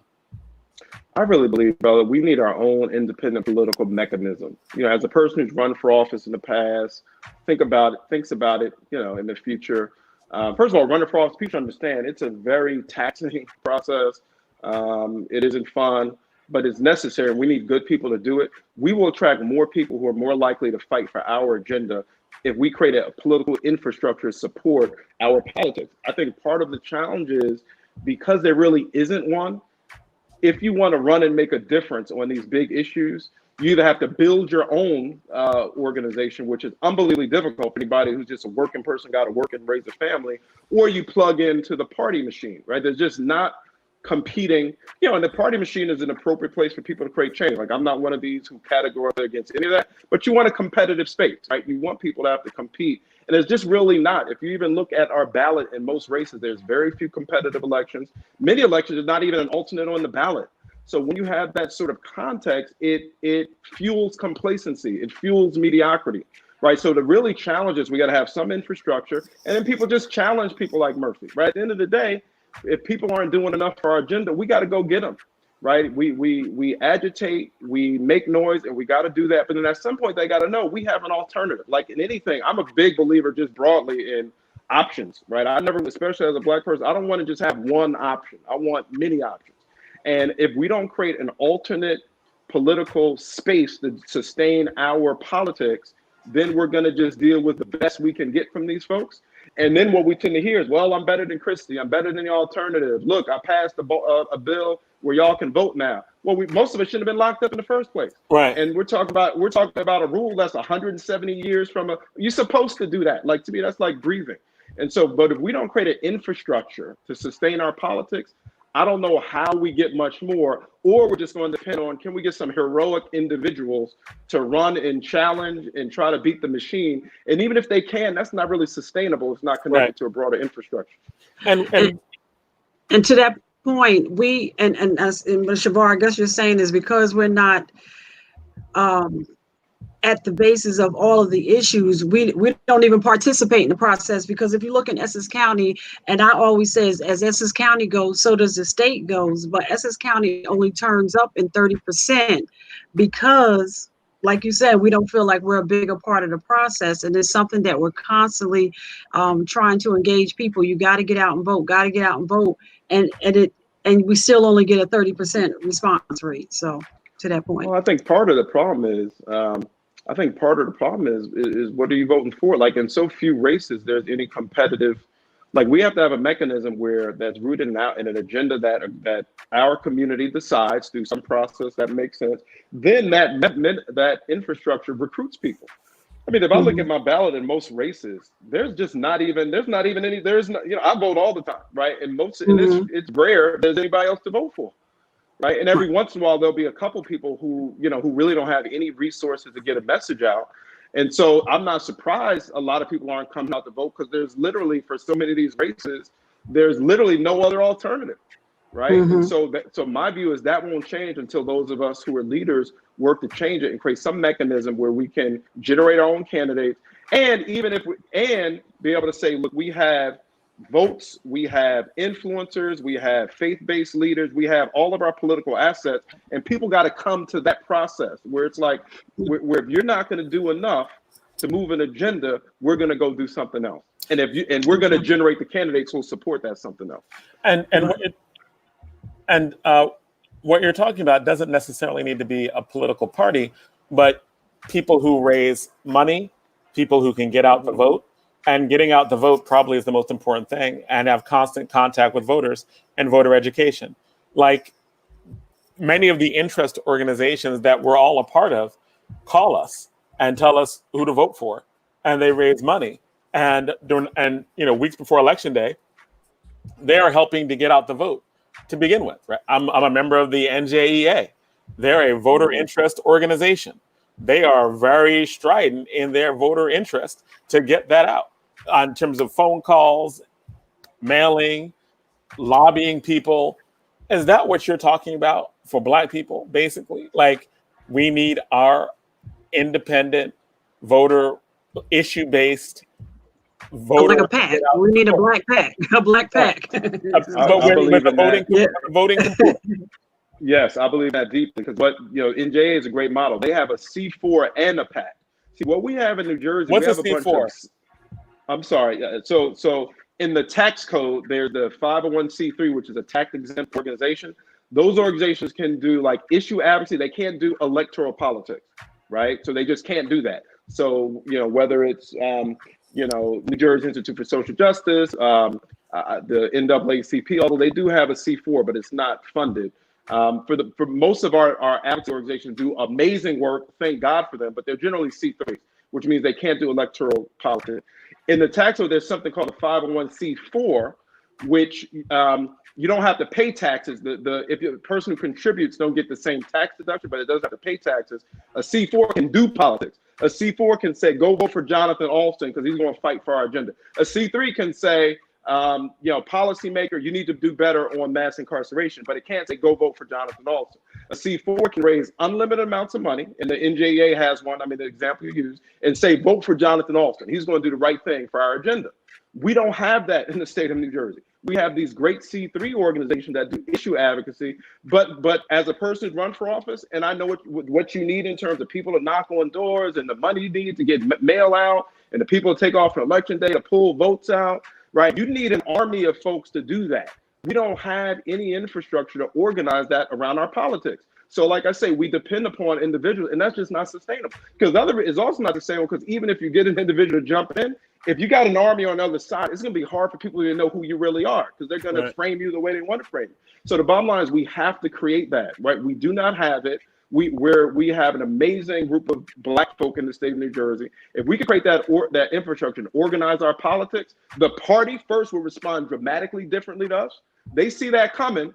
One, they're going to try to co-opt it, but if they can't co-opt it, they're going to start doing a whole lot. They're going to try to co-opt. Well, they're going to definitely try to co-opt, right, and give folks jobs and contracts, right? They're going to see whoever's a part of that leadership. That's why if folks are serious about it, it has to be people who don't need, frankly, who have some ability to resist the pressure through jobs and contracts that'll come. And then what it has to do is, in targeted ways, start running people, right? And if we're able to do that and sustain it for at least 10 years, right, because it has to last the test of time, I believe we could transform the politics of our people in this state. And you said 10 years and a lot of effort of organizing people who who have resources, both human resources in terms of human capital and financial resources to put things together. But that requires a large buy-in, probably from a lot of the organizations that already exist. There are probably a lot of organizations that already exist that exist at a 501c, exist as the advocacy organization that you talked about. Like I believe you said 501c3 nonprofit organization, and that don't have and I think you said a 501c3 4. 501c4, which allows you to do electoral politics. And some might, it may not have activated it, but yeah, I think if we can figure out a process for those who can do electoral politics, because if you run it at C3, you got to be a little careful with the legalities. But if we can band together and create that and make it last long enough, right, where it can really have an impact, because we know what happens is, when these things get created, people will try to co-opt it in its infancy. But if it can last, I think that's really the key to really bringing transparency. Because right now, if you're somebody like Murphy, you do the thing with the desk where now he said he's not going to use the Woodrow Wilson desk. He's appointed some Black people to some position, which is positive. And then you do the thing about the restoration of voting rights, which most of us shouldn't be subject to that anyway. And so the point is, you can do different things that are compared to a benchmark of what happened before are substantial. But if we don't have an infrastructure, say, we're going to demand more, and if you don't do more, we're going to come get you. Then you can give us, what I would call, the incremental issue, right? What's the consequence, right? Other groups, if you don't do enough for them, they're coming to go take you out, right? I don't see that mechanism in New Jersey where we'll come go get people. And without it, we shouldn't be surprised when they don't do much on our agenda. And it's not like our agenda is very complicated. It's not like our agenda is so far reaching that most of us don't agree on it. Like if we wrote down what our agenda would be in New Jersey, it would be things dealing with, there would be things dealing with economics. There'd be things dealing with economics and employment. There'd be things dealing with criminal justice. We would education.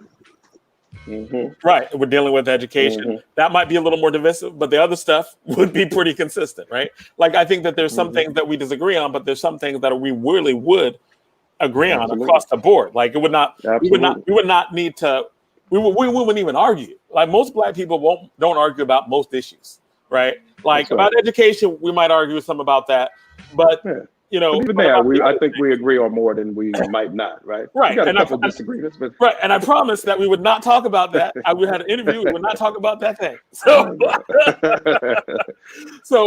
in the family, just discourse is always good too. No, but to your point though, like I think that I don't think that we would disagree on much. Like I think if you take all the different politics of the different Black people across the state, they really don't differ much. That's why we vote 94% the same way, right?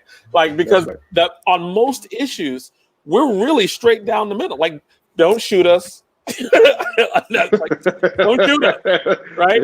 Yeah, can you right? Don't shoot us. Try not to harass us, right? Their jobs, employment, like some level of dealing with economic disparity.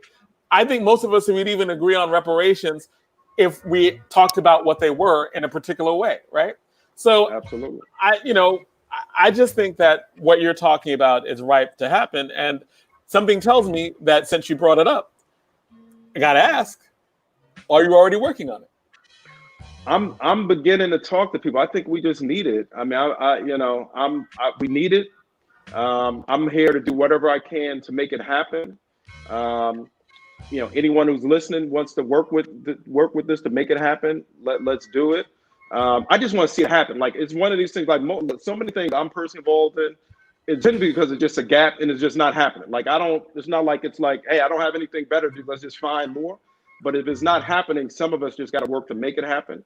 To be frank, what I see in New Jersey is I just think too much of our politics. If you look at even most of our Black electeds, who we love and know and love them, right? So it's not like a personal attack. But the reality, if you look at in most positions, local, county, and state, most of them they actually work for some other public entity, right? And these people will come get your job. I mean, I know I've seen it when I was like, they will come threaten your job on a regular basis.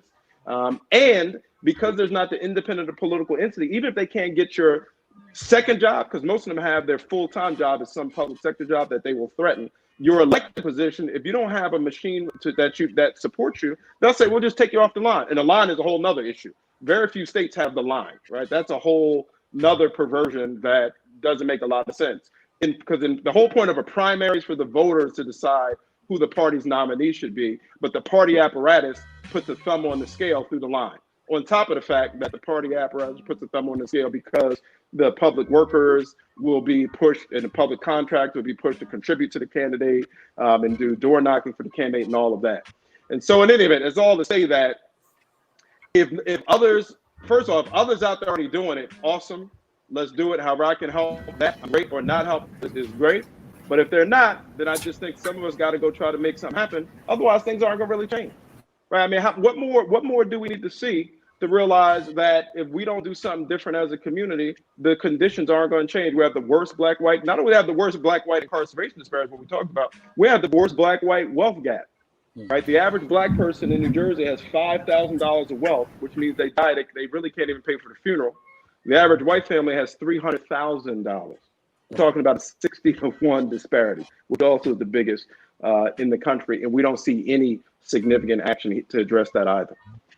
I don't know what's happening outside your window, but the heavens just opened up outside my window, and so I was keeping it on mute. But Shavar, did you speak about legislation that Assemblywoman McKnight passed with CCRBs, and she used the word shall? Every municipality shall have a CCRB. Have you had the opportunity to read that? Yeah, I'm not familiar with that, Donna. I mean, can you break that down more? Jonathan, if you can bring it up. I know there's lightning behind me, but Assemblywoman McKnight just passed legislation probably within this month. Introduced it. I'm sorry. And Zai, if you could speak to it. Go ahead, Zai. Well, actually, we're trying to get her to hold it for a second. But just speak to what she did initially. Very simply, you were on point for the most part. You were on point. She's trying to put forth legislation that mandates every municipality have some kind of civilian oversight capacity, right? We said that's ambitious, that's good, but be very clear that civilian review boards, as they are now constructed, have no real power until we win this fight in the New Jersey Supreme Court for our civilian review board here in Newark that has full subpoena power, that has the capacity to do independent investigations, and that is community driven, right? So we wanted to make sure that what she was putting forward was not just good intentions, but had some beef, had some teeth, right? So we're hoping that gets adjusted a bit before that goes forward, because that's what we need. We need civilian oversight with real authority to hold police officers accountable when they engaged in misconduct. Okay. So, and I'm gonna put the number up in a second too, so you'll have it. Okay. I'm sorry, John. No, Don. I was going to ask. You were. Is that what you were asking about? Yes, that's exactly. If he was aware that the Assemblywoman had put it up after George Floyd, there was several pieces of legislation, and that was one that every municipality shall have a CCRB. Let me find the number. Yeah, I wasn't familiar with that, but that you said it passed, or it's been introduced but not yet passed. I believe not. You said it was introduced and pulled it back. Okay, gotcha. Okay, but I think that whether it be the CCRB, whether it be other issues that we're talking about, like this is why I always like having you on, because we get to have a good conversation. We get to talk about some stuff that we don't normally talk about, and I think that the organization that you're going to create, or that you're going to help create, is a good one. As in, we've not really talked about our politics in terms of institutions and creating institutions that can support our agenda. And by agenda, it just means that there are certain core issues that Black people have, like that aren't controversial, that we're not going to be fighting back and forth over. We're not going to be spending time like really arguing back and forth, because these are things that are really fundamental I think having organizations that deal with those fundamental issues for Black people and hold politicians accountable, get people elected or unelected based on that accountability, at least show some flex of muscle over some issues that are important to us. I think that would go a long way. I think I agree with you. I think that would go. Our program's only been around for 10 years, right? It's the 10th anniversary for our program. It's not a long time, right? And I think that sustaining something like that for 10 years is something that is necessary, and it's almost a crime that it doesn't take place right now. So we're reaching the end of the hour, but I want to give you some final words and thoughts for the show, and to thank you in advance for coming on and giving us this conversation. So anything else to Shavar, before you do your closing, is A 4272, okay? Assembly Bill 4272, okay. Thank you. It's going to need some support when it's ready. So, we need to get ready for it. Yeah, whatever I can do. And anyway, I'm happy to. Okay.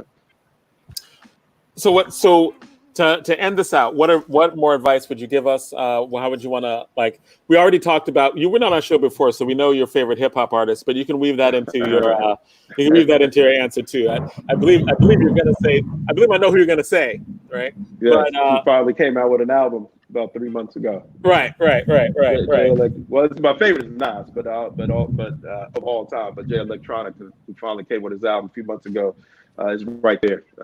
Goes to Soldier Slim. I play that nonstop. So I love that album. But what I would say is, I think everyone listening to this who's committed to racial justice, whether it's Black folk, brown folks, or white allies and others, we can do things now, right? I mean, I think, for example, the work of the New Jersey Institute for Social Justice really lays out a tremendous roadmap around mass incarceration, economic opportunity, educational equity, intersectional issues, housing issues. I really think their agenda is an agenda that most of us, not only Black folks, but others committed to racial justice can get behind. So then what we can do is we can bring that lens even now into our politics. So even in the absence of an organization, which I think we clearly just got to have so we can bring some coherence to this, each of us as individuals, we can use that lens to examine everyone who's running for office. And if they're not doing enough to push that, people listening can run, right? So even now, we need part of what you see in parts of the country, which you really haven't seen in New Jersey. We see a lot of young people in particular, Generation Z, people below 30, people below 35, they're running for office to make things happen. They're coming for everybody. They're coming for institutional power. They're challenging folk. We really haven't seen too much of that in New Jersey. I hope we do see it. Just to even bring competitive energy, right? It's not because I also don't want anyone to hear this wrong as if it's some broad categorical critique on people in office. We have amazing people in office who are working within the system and making tremendous change. Thank God for them. I can't imagine where we'd be without them. But at the same time, we need that more strident energy to say, you know what, that's cool. We want a whole lot more, particularly in the nature of the issues. So I would encourage people everyone who's listening, bring a substantive policy lens into your vote. If there's a candidate who's running you're excited about, please support that candidate. It is very hard to run. Write a check to that candidate, no matter what it is. Even if it's $25 a month, do that. Volunteer to support that candidate. If you can, take out election day to bring out people on that candidate. Make phone calls to support that candidate. And if you're looking around and you don't like the people running and you don't think they're fighting enough for your community, that means you got to be the one. So you step up and run and make a difference in your community. Thank you so much. Definitely appreciate having you on. We'll definitely have to get you on. Definitely have to bring you back and get you on more often. And the ideas you're talking about are very timely. So thank you again, especially because it's the weekend of that. It's a holiday weekend, and a lot of people are out and doing their thing. So again, appreciate you coming on. My pleasure. Anytime. God bless y'all. Thanks for having me. No, thank you. Thank you. All right. This is All Politics Are Local, America's number one political hip hop radio talk show. We are now in the iteration of our show where we are both we are streaming and streaming live. We're not in the studio of WRNU anymore, but we are bringing up our next guest and our next part of the show. We are talking again about voting. Election Day is coming up, and actually Election Day is already here, because the ballots are already out. And I'm full disclosure, I don't think I got my ballot in the mail. And that's part of why I'm really curious about this segment, because Councilwoman Donna Williams talked about Get your ballot. She talked about before that a lot of people are having trouble with mail-in ballots.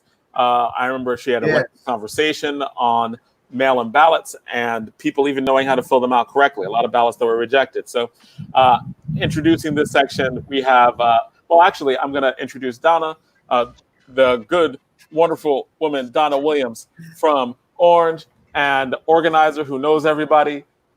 You can introduce this segment because this is something that's near and dear to your heart. Yes, to get out the vote. And but first, has Mr. Henshaw dialed in? She's right in here. No, I got Mr. Patel. Has Mr. Henshaw, has he dialed in? He has not.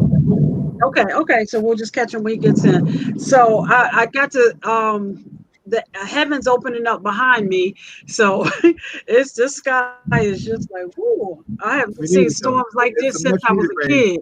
Yeah, since I was a kid, but just what's that? Remember when we was a kid and we used to say Thor is up there bubbling and all of that's going on right now. But I'm bringing in Attorney Henal Patel from the Institute of Social Justice, and will be joining us will also be Antonne Henshaw from the Reentry Project in Camden, and they'll be talking about getting out the vote.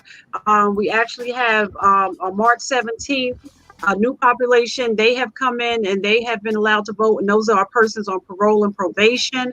And in the midst of this, COVID-19 happened, and now everything is vote by mail. And it wasn't like there was a big tutorial of how to vote by mail, and there are so many steps, and it's a detailed process, not a hard, but a detailed process that if you miss one step, your vote won't be counted. And I know the Institute of Social Justice stepped in when a lot of votes, particularly in all of our municipalities, but in Orange, over 500 people's votes were cast out because of signatures. And so in Orange, that's a big deal because, like, because you said 500 votes were cast out, right? Yeah, but the whole election was like 1,500. I'm gonna say it. That was dirty stuff.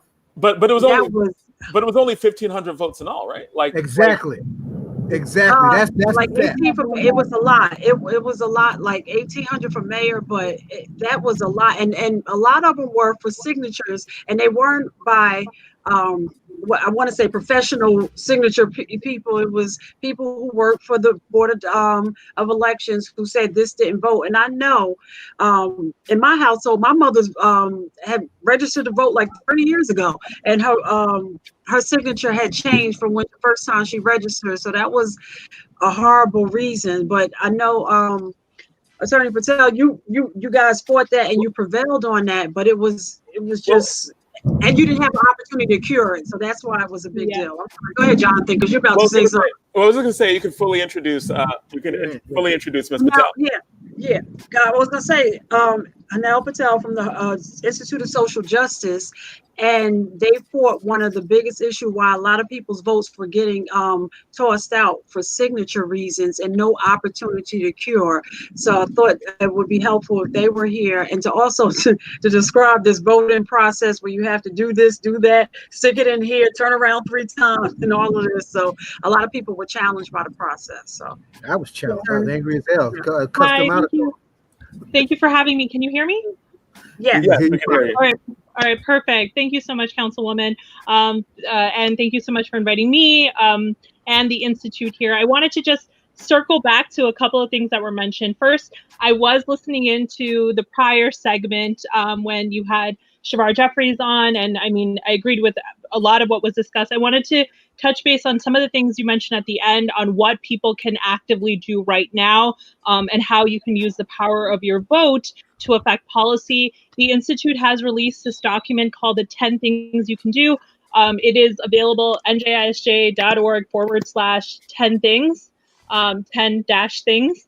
And it has 10 concrete things that you can do right now to bring racial justice in New Jersey. We also have a second document that we just released this past week called Vote on Policing, and it discusses how your vote in particular relates to policing, how your vote for various elected officials and how, and their role on policing in different ways. So we're really We are excited to release both of those documents. There's been a lot of interest in what people can do, and we think those are two useful resources for people right now. And especially for the latter, what you can do right now as you are thinking about your vote, because as was discussed, election day is technically Tuesday, but it's we're in a long election day right now with the vote by mail ballots. So the second document was njisj.org/vote_on_policing. You can find both of those documents there. Or if you go on the Institute's social media, basically anywhere, you'll find the documents. On the elections, yes, there's a lot of concern. So to your question first, Jonathan, if you haven't received your ballot yet, great question. I have not received my ballot yet. Okay. And I'm so remiss. Like I should have been out there. I should have been, but I didn't get it. And I'm like, you know what? That's okay. I'll ask this. Have you applied? Did you get an application in the mail? I'm registered to vote, but I don't know what I got in the mail. Like, okay, fair enough. So here's what was going to happen. This is a unique election. This is very much related to COVID, the format of this election specifically. Oh, yes, thank you for having it up. And the election itself. So what they were required to do for the July 7th election is every county, if you are a registered and active Democrat or Republican, they were going to mail you your ballot with prepaid postage. You should have received that by now, just about. Alternatively, if you were an unaffiliated voter or an inactive Democrat or Republican, they were going to mail you an application with prepaid postage. You had to fill that application out and send it in. Now, admittedly, there's a lot of people who haven't received things, one or the other. They should have. If you're a registered voter, you should have received something. And I'm a registered voter. I vote in every election. And you didn't get. I voted for school board. That's how much I vote. Dave, now let me say something. Let me get in this. I hear where you're going, and you're right. That's how I was supposed to go. I have not missed an election in almost 30 years. I've been at my residence for 12 years. I went down to the county's office. They had a P.O. box. They had me listed to a P.O. box that I have not used in 10 years. And I changed my voter registration several times. I cussed them the hell out. And they finally let me put my ballot in. But I had to go right there and go through all kinds of changes just to do that. And the average person is not going to do that.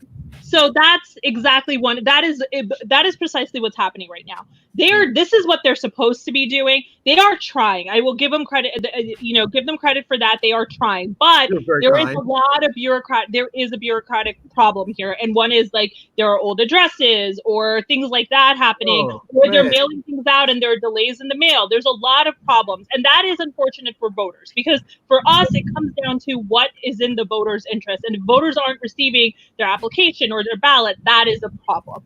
So the solution here is one, you can go to the county and apply or get a ballot there at any time up until and through election day, 8 p.m. on election day. You have that option. You also have this option. The second option is there are polling places that are going to be available on July 7th. We advocated for this. The New Jersey Institute for Social Justice, with our partners, advocated strongly that if we need in-person polling options available. The May 12th election didn't have that, and that was a problem. We knew that there are groups that either cannot or will not vote by mail, and you can't disenfranchise them. So every single municipality in the state will have at least one polling place available. Many places will have more than one. So is there a listing of those polling places? Yes, there are. You can the Essex County county website has them up, polling places for your town.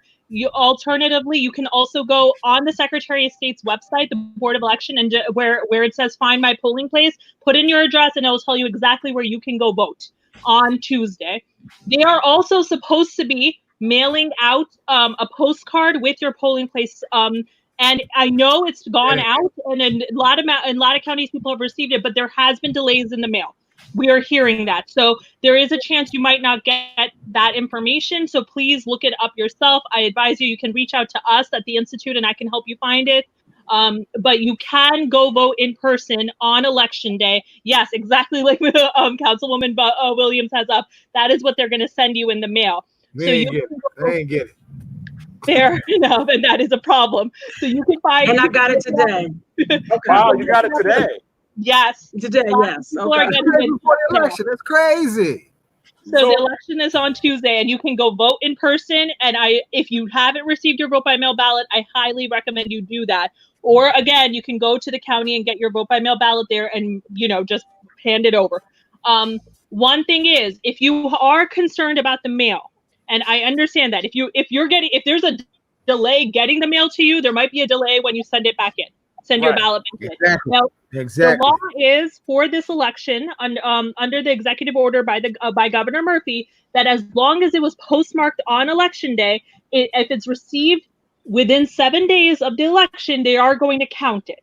So that window should clear up any issues with the mail. But if you have any concerns, I highly recommend you go drop your ballot off at a secure drop box.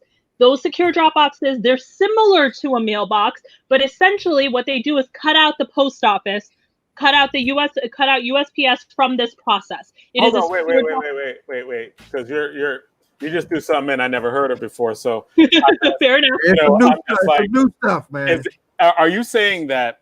Because you made me a little nervous now. You're saying I don't have to drop it in a mailbox. There's a different box I can put my ballot in, and it goes right there. I mean, you can drop it. You can go drop it off at the county if you want, right? That is where it's eventually going. You can put it in any mailbox, and USPS will take it and then drop it off at the county. But if there's any concern, or if you want to be sure, or if it's more convenient for you, there are secure drop boxes. These drop boxes are essentially, you have to look at them as like mini county locations. Every county is required to have at least 5 locations all around the county. So that information is also available on the county website. You can also find the Dropbox locations available on the Secretary of State's website. If you're curious, please reach out to us, vote@njisj.org. We'll be happy to direct you to your county's list. But there are 5 locations in your county. When you put drop your ballot off there, the county itself picks it up. There is no difference than if you did that or send it in the mail in terms of your ballot counting. But if you're just concerned about the day, or if you want to just be sure that there's not going to be a delay in the mail, or if it's more convenient for you, take that option. Okay. So and tomorrow, and I actually spoke to Chris Durkin today, and even tomorrow on July 4th, they're going to be there tomorrow down at the Board of Elections, which is the Hall of Records. So you can actually leave your house, go to the Hall of Records, and hand it in to the Hall of Records to the Board of Elections. Yeah. Correct. So, and you can do that up until Election Day. You can. And those secure drop boxes I mentioned, those are accessible 24/7. And they have video surveillance, so they're secure. So at any time, you can do on 4th of July, you can go at midnight on Sunday, it doesn't matter. You can go put your ballot in that box. And as long as, again, Election Day is still the day. It all has to be postmarked. It all has to be put in the box by Election Day, or you can go vote in person on Election Day, one or the other. Councilwoman Williams mentioned the issues with the signatures. Hi, Antonne. I see Antonne's on. With the signature match. So that's a really important issue. So in the past, historically, New Jersey has had a policy that when you vote by mail or by provisional ballot, the signature you put on top of the ballot on the declaration, when you send it in, they compare that signature to the signature in your voter file. That's just to make sure that you're the one voting, right? The problem is, as you all pointed out, it's just a group of people checking the ballot. It's not handwriting experts. Not experts. Just checking Just signatures. regular lay folks. Yeah, man, that's a heavy lift. It is, because people's signatures change all the time. People's signatures change day to day, but they especially change over years. So people who have registered to vote 10, 20, 50, 30 years ago, if you're comparing signatures now, they might not look exactly alike. It could be a problem. So that became an incredibly big problem. It's always been an issue, but it became especially a bigger problem in the May election when we did all vote by mail. So people who had never voted by mail before were now subject to signature match, right? So in the past, you usually applied. So they had a more recent signature to compare it to, right? This time they were comparing it to just your voter registration form, which could have been years old. So in May 12th, that's what happened. It is so what they do is if it doesn't look like it matches, they do a vote. It is, partisan wise, they have an even number of Democrats and Republicans. They do compare it. But if they vote on it, it doesn't look right to them, they reject the ballot. And then they would tell you afterwards, hey, your ballot was rejected. What? The signature match. And then you had no way of doing anything. Time out. Whoa. So, whoa. That was the policy. Afterwards. That was the policy in the past. Let me make that clear. We went in. This is why we sued. We sued in federal court to address this issue with our partner.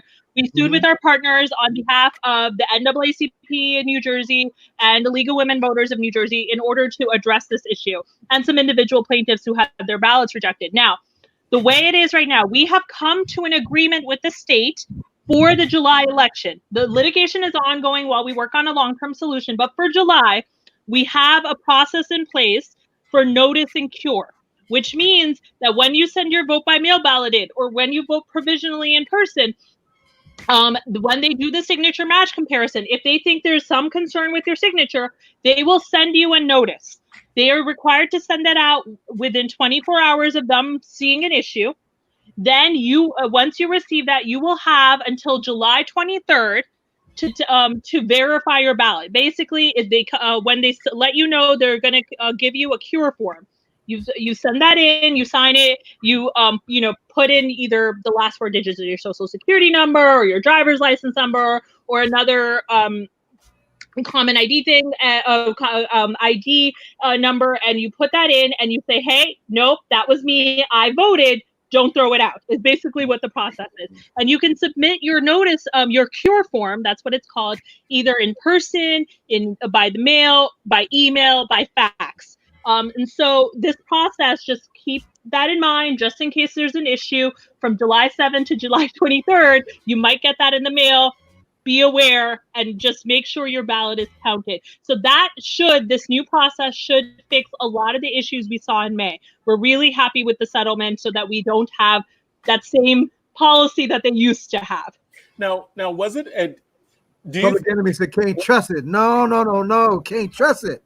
Now, when you're looking at that, right? You're looking at the way in which they started getting rid of signatures. Is that new or is that normal? Like in terms of just bouncing signatures like that? Like some dirty South. They've been doing that for a long time. Yes, they've been doing it for a long time since they've had absentee ballots, vote by mail ballots. The only difference is that we just had a lot more people voting by mail now. Right. So you're having a lot more people subject to it. Now, keep this in mind. I should have mentioned this earlier as in your in-person voting option for the July 7th election. If you vote in person, which I did, you're asking for an accommodation under the under the ADA, you are going to be voting by provisional ballot. The vast majority of people who are voting in person are voting by provisional ballot. So that means in the July 7th election, most people, the vast majority of New Jersey, is going to be subject to signature match, either by vote by mail or by provisional ballot, which is why we're so glad that we got this agreement in place with this new policy so they won't just reject ballots offhand. Now, but if they go to, I went to the office. Wait. If they go to the Board of Elections, it's not. It'll be a ballot. It won't be a provisional, correct? No, it'll still be or it'll be a vote by mail ballot. It'll be a vote by mail ballot. They didn't say anything about a provisional ballot when I went in. It's vote by mail. If you go to the Board of Elections, it's a vote by mail ballot. Right. That was my understanding. Yeah, and if you they asked for ID too. They asked for positive ID. They shouldn't ask you for ID when you're voting. They did. I actually didn't have a problem with it because I wanted to straighten out the mess that they had on. They might have asked you for ID just for. They were doing it to everybody. I was in line. They were doing it to everybody. That's interesting. They shouldn't do that for you for that. They might do it to update your address. But otherwise, there's no ID requirement to vote generally for us. So just keep that in mind. Like when you register to vote, you have to put in some ID, your driver's license number or your last 4 digits of your social security number, Right. something like that. You have to people vote all the time. We know how it works. Okay, so when they're asking for IDs, you're like that's a problem. It could be. If you can let me know after, if you can kind of get in touch with me afterwards, I'd like to hear more. It could be an issue. It could just be that day there was something happening and they were trying to update certain information. Like I said, the only one they were asking. I understood. No, fair enough. So I'd like to hear more. You know, because of the address issue that I raised, but they were asking everybody for ID. That's interesting, and I'd like to hear more. I'll try to get in touch with you this week to hear more about that, because we in New Jersey we don't have that requirement, which is a good thing. And that seems like that could be a little bit of voter intimidation at that point. Possibly. I mean, sometimes I think in a lot of these situations, the issue is more bureaucratic confusion, but the effect of that could be intimidating. The effect of that could be suppressing, and that's a problem too. So whatever the intent is, it's the practice that matters. Right. Absolutely. I think we lost you, Henal Patel. Good stuff. However, Donna, we have another guest on that I think you want to introduce as well. Yeah, introduce. Hey, Antonne, how you doing? Hey, how's everybody doing? Good. So that's Antonne. We were talking a little bit about voter, the whole new voting process by mail. We were talking about the returning citizens having the opportunity, those on parole and probation having the opportunity to vote, and how you were a part of that, and just some of the things in terms of new entry, what you were doing. So and here's the beautiful thing: you had an opportunity to work with Attorney Patel on the new citizens being a part as of March 17, being able to vote if you were on parole or probation. And I believe because of the time that you left and went behind the wall, this was your first time voting. So you want to speak a little bit about that? Well, and first a good tell your friend name. I'm Antonne Henshaw. I'm recently released from incarceration from a 30-year to life sentence from a juvenile. I met Henal through Ron. Thank you. I met Henal through Ron Pierce, who also works for the Institute of Social Justice, and he was incarcerated with me. He's older than me, but Ron did 30 years also. And there's an echo. All right, try it again. Can you hear me? Yes. No, that's better. Okay. So Ron. I'm sorry, Antonne. While you're talking, so you put yourself on mute while he's talking. Okay. I'm sorry, Antonne. I'm sorry. Okay, no problem. So what wound up happening was Ron when hold on. Ron was I'm sorry, but Henal Patel, I think there's something wrong with your audio. Whenever we bring you in, we're getting a lot of feedback. If you can go out and then come back in and check your audio. Can you hear me? Yeah, sorry, I will do that.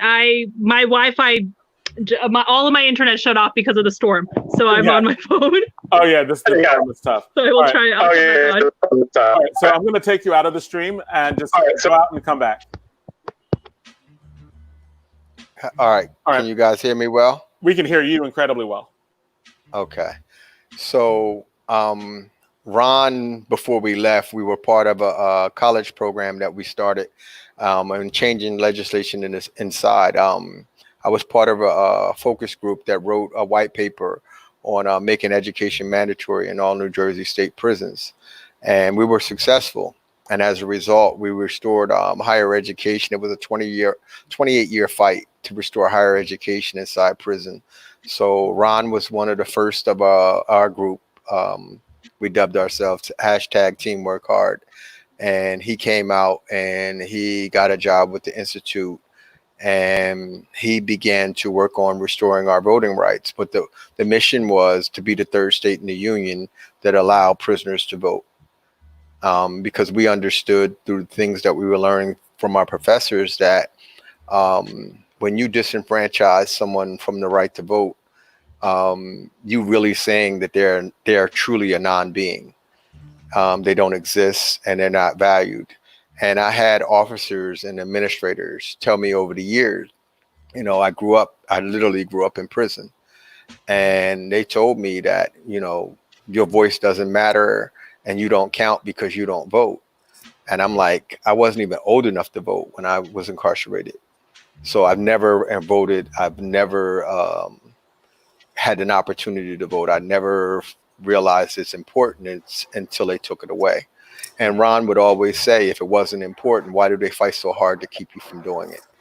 Right. And what wound up happening was, as I became politically aware of what was going on around me in and outside of prison, when I came home, I joined the campaign through other organizations and our coalition partners.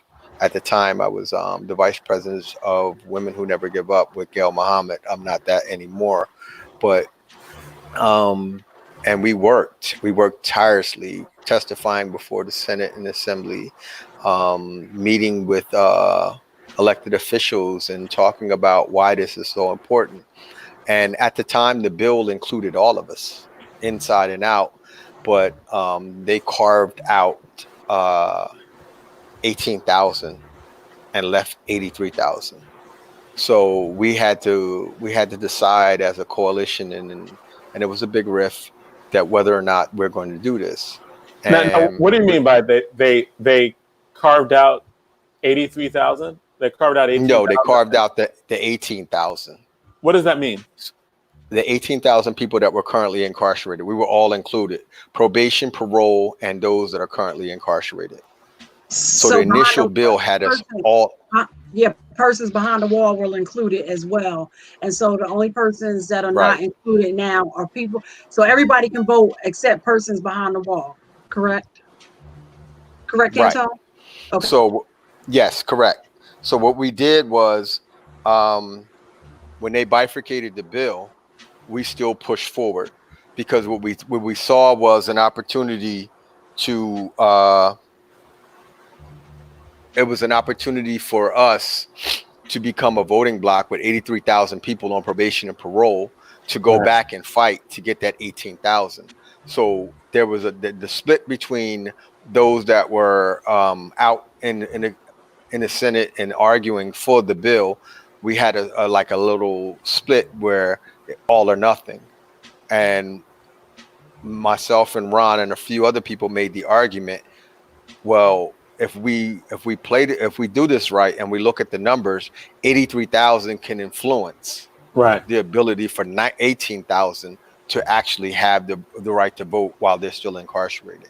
Right. So, and we pushed forward. It was passed, and I was giving an opportunity that I had never expected. So, and in working with the New Jersey Institute of Social Justice, we were on the Senate floor, and Senator Cunningham allowed me to push the button to restore my right to vote, which I have never voted. And my first vote ever cast was pressing that button in Senator Cunningham's stead to restore my right to vote, and those 83,000 people, men and women, that are on probation or parole in the state of New Jersey. We went to Newark at the one stop where Governor Murphy signed it and gave one of the pins to my dear friend Ron Pierce, and it was just a happy moment. And from that point on, I think we had another COVID hit, and we were about to organize and voter registration drives. So we wound up going to a church in Newark. I can't remember the name of it or the pastor. There was a beautiful church, and the pastor, myself, Ron, and Brian Haygood, and I signed my voter registration form after Ron, and it was one of the best feelings in a long time. Like, I felt like part of my humanity was being restored. Like, it was like going back after those administrators and those people in charge of my body for 30 years, saying that I didn't matter because I couldn't vote, and now I could vote. and then the fact that I could vote and still being on parole for the rest of my life. So now that gives me a say in my community. When I would sit in city council meetings in the city of Camden and really couldn't say anything because I didn't vote. I can't vote. But now that I can, I'm a part of the political process. And now my job as a formerly incarcerated person is to educate and inform those that are similarly situated like me, that you now can register, because when COVID hit, a lot of people that are on probation or parole or formerly incarcerated don't know that you can they can register to vote, and their vote matters, and it can effectuate change, not just locally, but on a national level coming up in November. So we're working now. We started a campaign where we're going to have a voter registration barbecue. Where I'm at right now in at Dare Academy in Camden, New Jersey, we have a big nice picnic area, and we're going to set up, and we're going to take this show all the counties, as many counties as we can, to get people to realize and get them registered and to do census work, to register for the census and register to vote everywhere we go. So we'll be up there with you guys. We're going to need your guys' help to organize this. We coordinate, yeah. Yeah, because we're going to kick it off here in Camden, because Camden sends a lot of black and brown men to prison. That's right. Than a lot of counties combined. So just educating, informing them about their rights and how to effectuate their rights and get out and vote. This will be my first time ever voting in my life. I'm 50 years old. And that's why, because you're not just voting, you're also organizing, and you're getting people out there. Right. I'm going to try to bring Henal Patel back in and see if she can. You're back? Your sound? Are you good? I'm back. I'm sorry about that. The storm cut off my internet for a few minutes. Storm is real. It's okay. Yes. All right. Hi, So you're. Hey, welcome back. And you said that it's the first time you're voting in 50 years. Ever. And you're also organizing right now too. Yes.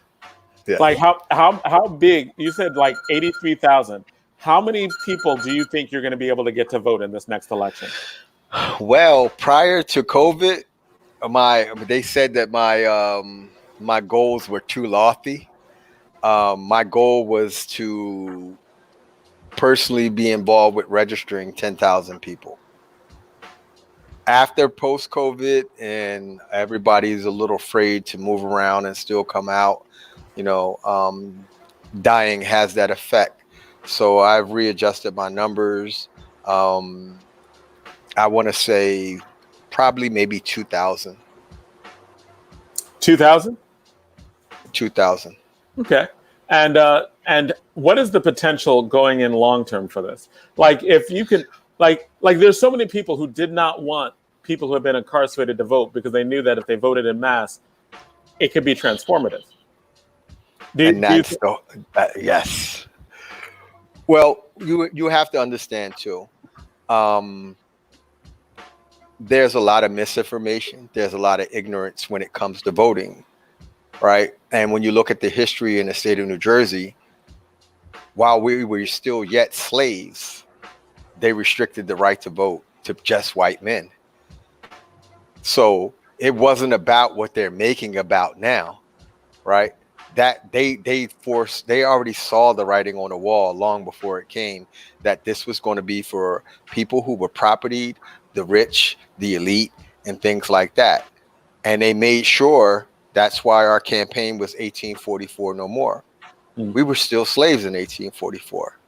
And they had already constructed laws and the way they use law to disenfranchise and to keep people from the voting block, because they understood that this is the most important thing to effectuate change in transforming systems that underwrite oppression.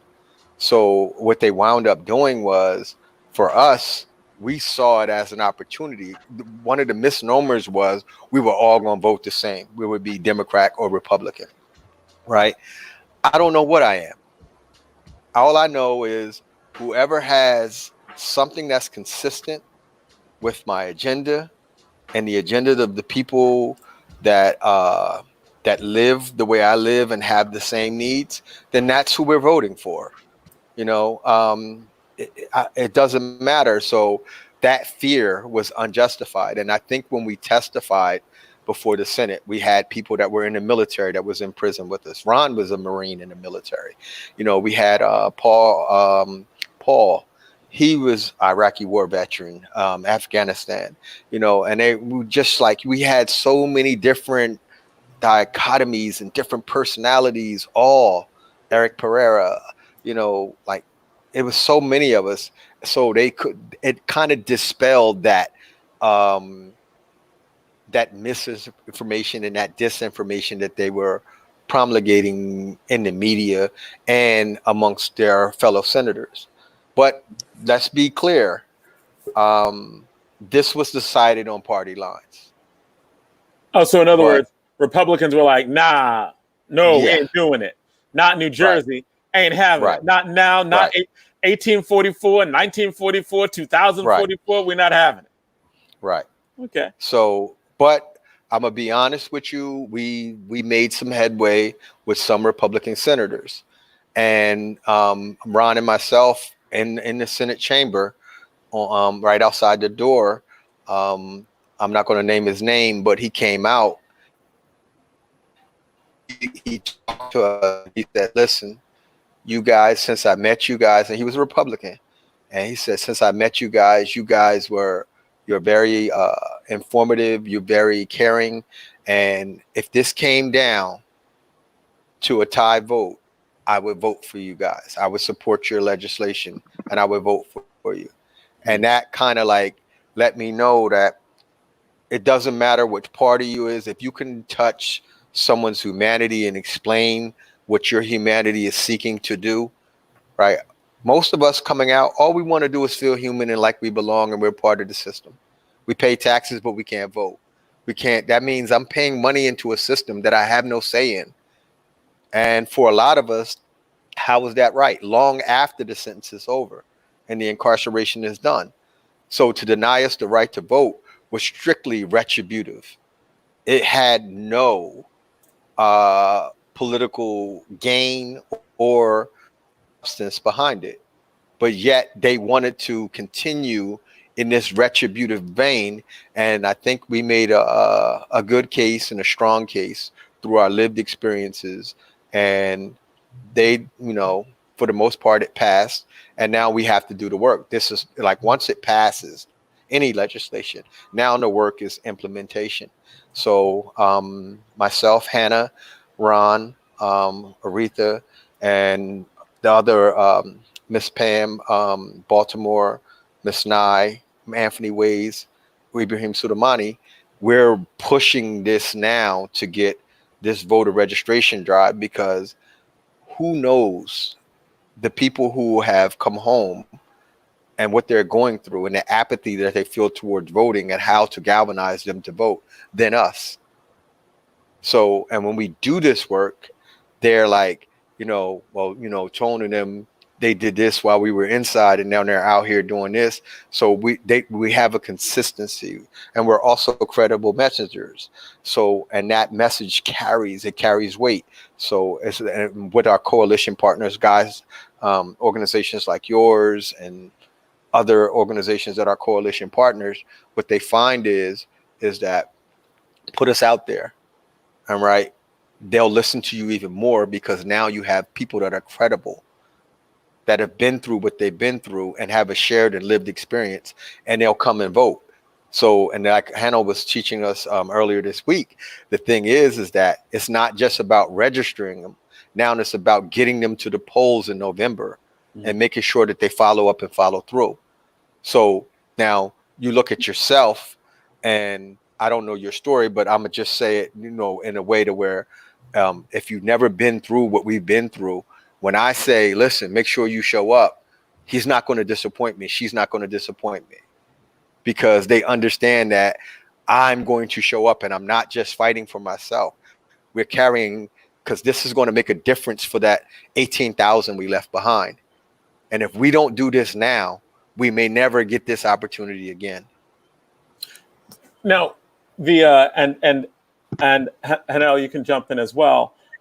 You're organizing as a political group, as in and registering people to vote. I think that it's incredibly powerful in terms of the possibility of having a political agenda that is even if it is everyone is voting for things that are good for their own communities, that is something that is potentially very, very, very, very powerful. Can I just one thing to clear up there? So the Institute is nonpartisan, and the work, I know Antonne's we have a council of formerly incarcerated people who are working to register everyone, and they are organizing through that. It is nonpartisan, but to your point, yes, it's still political in a way, because the goal is still legislation. The goal is still to activate people to be civically engaged. But I just want to clear up to and point that out, especially to anyone listening, that there is a difference there.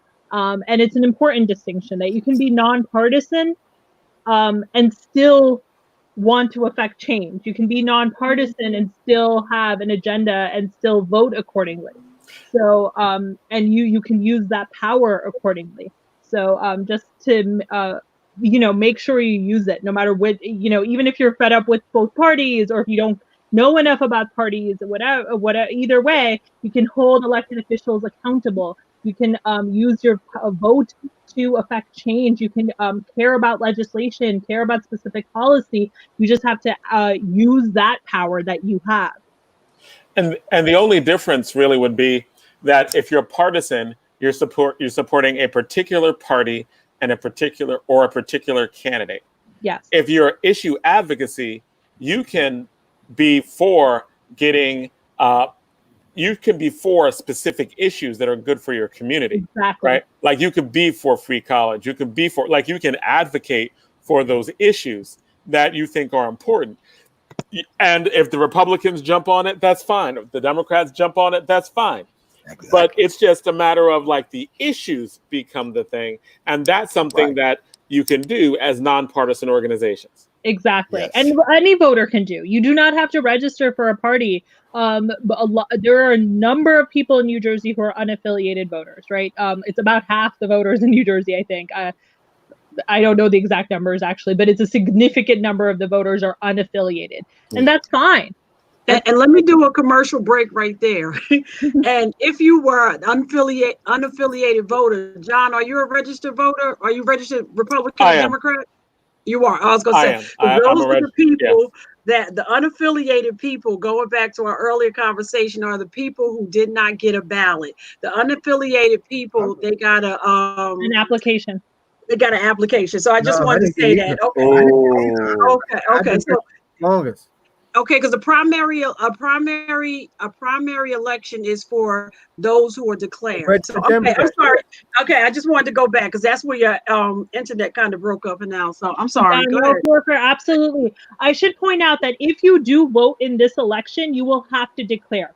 We're lucky in New Jersey. We're not the type of thing that if you want to vote in a primary, you have to have registered for a party, months ago. There are some states that require that.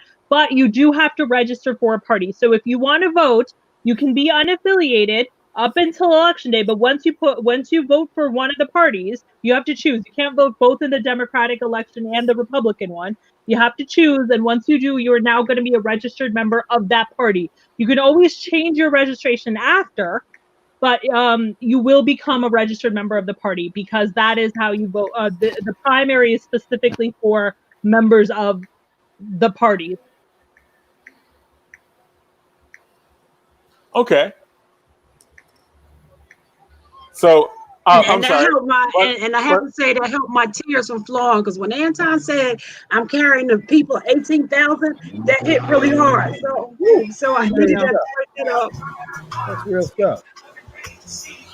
Okay, so when you get to when you leave people behind and you leave them in that carceral space, you have to understand that that their voice needs to be carried and not spoken for. So we don't speak for them, we speak with them. And like Donna knows personally, like they call my phone, I'll be in a meeting and I'm saying you can hear directly from them while they're incarcerated. I have one particular area where it's an 80-man dorm. Anytime you want to hear an issue, and this is the crazy part, that we dispelled the Republicans' narrative that they would all vote Democratic, right? I remember having big debates with people that were inside talking about they were Republican and never voted in their life. Wow. And we would go back and forth about this and that, and they would go, "What are you?" And to Henal's position, I'm what I need to be when I need to be it, and whoever has an agenda that's consistent with my issues and what I need done. So if it's a Republican that can get increased funding to education in my city, I'm all for you. You know what I mean? If that's the biggest thing. But right now, it's healthcare. Like, how are we going to get into this public health space? So neither one of the people are talking this public health space. So my point is, let's just say it was an independent candidate or a Green Party candidate or a Tea Party candidate. If they were talking public health, you got my vote. So I'll just break in right now. DJ Rhino, he's the best DJ in the universe.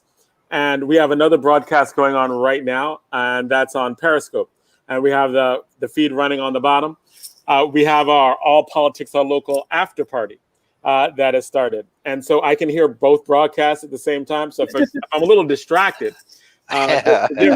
because I'm like, yeah, DJ Rhino's tearing it up. And it's like, yeah, you're talking about some real good stuff like healthcare and what these issues need to be about. So forgive me. But I just wanted to give a big plug for DJ Rhino. He is the best DJ in the universe. He's has our after party on right now on All Politics Are Local. We are going to be ending this segment in about 9 minutes. And what I want to do is and Donna, you can lead the way, because I know there's always these announcements. There are all these things that you're doing for the future. So you can like start getting announcements, et cetera. And I just want to say, and Antonne, like the potential for organizing power that you and everyone who is newly voted have is immense. And you don't think that you think that them being scared is like, oh, they don't need to be scared. And if you're about freedom and about liberation, you don't need to be scared. If you're about the way things are right now, you might need to be a little scared, right? Like if you got your job and kept it for a certain reason, you might be a little frightened is okay. So no, I just want to thank you for the Can I just add one quick thing to touch base? And I apologize if it was covered when my internet was coming in and out. But if you are on parole or probation, if you have a previous criminal conviction, or if you know someone who is, you can still register to vote. You know, it's too late to vote for Tuesday's election. That's fine. We have a big election coming up in November. Please register. It has been, and I know Anton covered some of this, how difficult it has been to register people with COVID happening, that all the plans we had for registration drives had to be put on pause. But you can still register to vote. You can call your county. They will send you a registration form, or you can go in person to the county and fill out a voter registration ballot. They have to let you register, even if you have a criminal conviction. The only people who can't, unfortunately, are people who are currently incarcerated. We're still working on that. As Anton said, we are still working on that. That is part of our campaign, our 1844 No More campaign. But in the meantime, if you know someone who is on parole probation, or if you are on parole probation yourself, you can just register. And register just like everyone else. A normal registration form, the same way. There is no extra paperwork. There is no fines or restitutions. I say this because I know in other states it's different. And it can get really confusing when you hear things that are happening in all sorts of other states. It is not the case in here in New Jersey. Well, thank you. That is much appreciated. The work I'm always impressed by the work that your institute does as well. So Donna, like you can, and the two of you are free to hang out for the announcements and conversation, because they usually end it. So Donna and Zaid, take it away. What's up? What's going on? Well, before we go into that part, I do, let me do some formal things. I'm just saying, we got 6 minutes. I got you. Now, what is your favorite hip hop artist? Fair, you're right. Hip hop artist. Both of you, actually. Yeah, I got you. Yeah. Donna, yours to ask. Beyonce. Go ahead. She said Beyonce. You know what? She counts through genres. She's in every genre. Well, she sounds like she part of the Beehive. Hip hop too, Mary. Every genre. All right. Antonne. Right now, I'm really feeling J. Cole. Okay. All right. I like his Motivate song. I've actually played it for my little brother, Sabir Bell, who just came home last Sunday, a juvenile lifer. And I played that when he came out, and he just looked at me. He was like, "Yo, you always know how to find the right music." And when I heard that song by J. Cole, I played that 20 times straight. Okay, well, listen to that. So, Zaid, you want to give the announcement about there is a protest rally in Newark tomorrow, July 4th. Can you get that information? There's several protest rallies. One, People's Organization for Progress is going to work with the Young Professionals for Justice and fraternity and the sorority. I don't have the Greek names, letters in front of me. Forgive me. They will march and rally from the Lincoln Monument at 11 a.m. tomorrow, 4th of July. Right. Okay. Some of us will be. I will be in Philadelphia, where we have the honor of shutting Philadelphia down for Mumia Abu Jamal. The 4th of July weekend was used as an excuse by a hanging judge by the name of Judge Albert Sabo to convict Mumia and put him on death row back on July 3rd, 1982. And we have been shutting down Philadelphia for almost 30 years ever since then. He's no longer on death row. Now we're trying to get it out all together, right? Further, July 12th is the 53rd anniversary of the epic Newark Rebellion. And that rebellion and everything that has since come forward in its residual legacy and in the historic police reform effort that we're going through in Newark right now has Newark and on the national stage like Newark has not been on the national stage in quite some years. So that is going to be on a Sunday, the 12th of July, at what we call Monument Park on Springfield Avenue and 15th Avenue. There's a small park that has a monument for those who were slain during the Newark Rebellion. And at 2 p.m., we will begin a rally and then ultimately march to the first precinct where everything jumped off. Okay. And then don't forget July 8th, your announcement, madam. Okay. And then also tomorrow Puffy has a station called the Revolt Channel, and he will be broadcasting Minister Farrakhan's address to the nation tomorrow on the Revolt station. So you have to go onto your cable station and see what time it is for your respective area. But again, on Sean Puffy Combs' Revolt TV, he will be broadcasting Minister Farrakhan's message to the nation tomorrow, July 4th. So please tune into your respective, broadcasts and see when it's going to be shown. And I put up legislation for the city of Orange Township to have a citizen review board, and the final reading is going to be on Wednesday, July 8th, not on Tuesday, because Tuesday is election day. So Wednesday, July 8th will be the public hearing and final reading for the civilian review board in the city of Orange. We took our legislation after the city of Newark, so it mirrors the city of Newark, and we're asking all persons that are interested in seeing this done in the city of Orange that you send a message to the city clerk and ask that you be heard, because as you know, meetings are virtual, and so there's a process and procedure for the public to be heard. And the meeting's at 7 p.m. Very important. Very important. Groundbreaking stuff. Thank you, madam. Okay.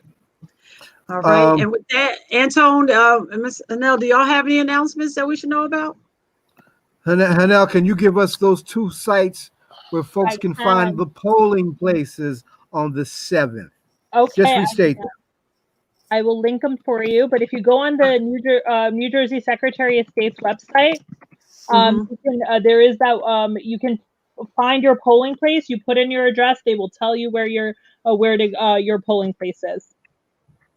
I was playing with that during the. I was Yes, playing you with were. that during the presentation. I just want to restate it. Department of State, New Jersey, Division of Elections. Put your street in, and they give you a polling place. This isn't my address, but just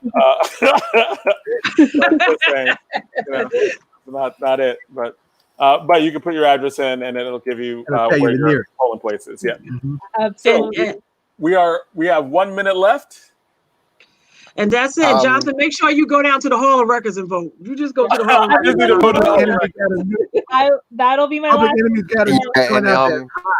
Where's the Hall of Records? If anybody's interested in helping Henal and what we're doing on July 15th here in Camden at Dare Academy, please, everything is free. We're not charging anybody. If anybody wants to come down and lend your expertise, please contact Henal or contact me through Donna. And look, this is the first time we're doing something like this, so come register to vote if you're yes, come register to vote if you're anywhere near. So you say and get a hot dog. Register to vote and get a hot dog. Okay. Yes, it's going to be music. It's going to be. Okay, we're gonna have to mimic that up here. We're gonna talk to DJ Rhino about doing that here. Yes. Yep, it's done. Okay. A new definition of a political party. Exactly. Yeah. And actually, Jonathan, we have to bring them back because you had not even talked to Antonne about the connection to Rutgers, how they started the schooling and how they got their degrees. And I don't know, Antonne, was you in the largest graduating class from Rutgers? Yes. And an adult male facility. I was actually the first person to graduate with my AA and the first person to come home with my BA in social justice. Right on, son. And I'm currently in graduate school, getting my master's degree in criminal justice. Go ahead. Yeah, we're gonna definitely have to talk about that process because many times people have been talking about different things that need to be done, and I think that's just interesting looking at what Rutgers did and giving people opportunities to do what we need to do as a community together. So thank you for coming on. Thank you both for coming on. Thank you for having us. Everyone go vote. All right, definitely. Yes, vote. And this has been another week of All Politics Are Local, America's number one political hip hop radio talk show. Thank you, Donna. Thank you, Saeed. And have a good weekend. Have a special 4th of July. Read Frederick Douglass' speech. The American slave is your 4th of July. Right. I performed that. Right. So thanks a lot, and I'll talk to you later. And we're out. And we have. You're off the air? Broadcast.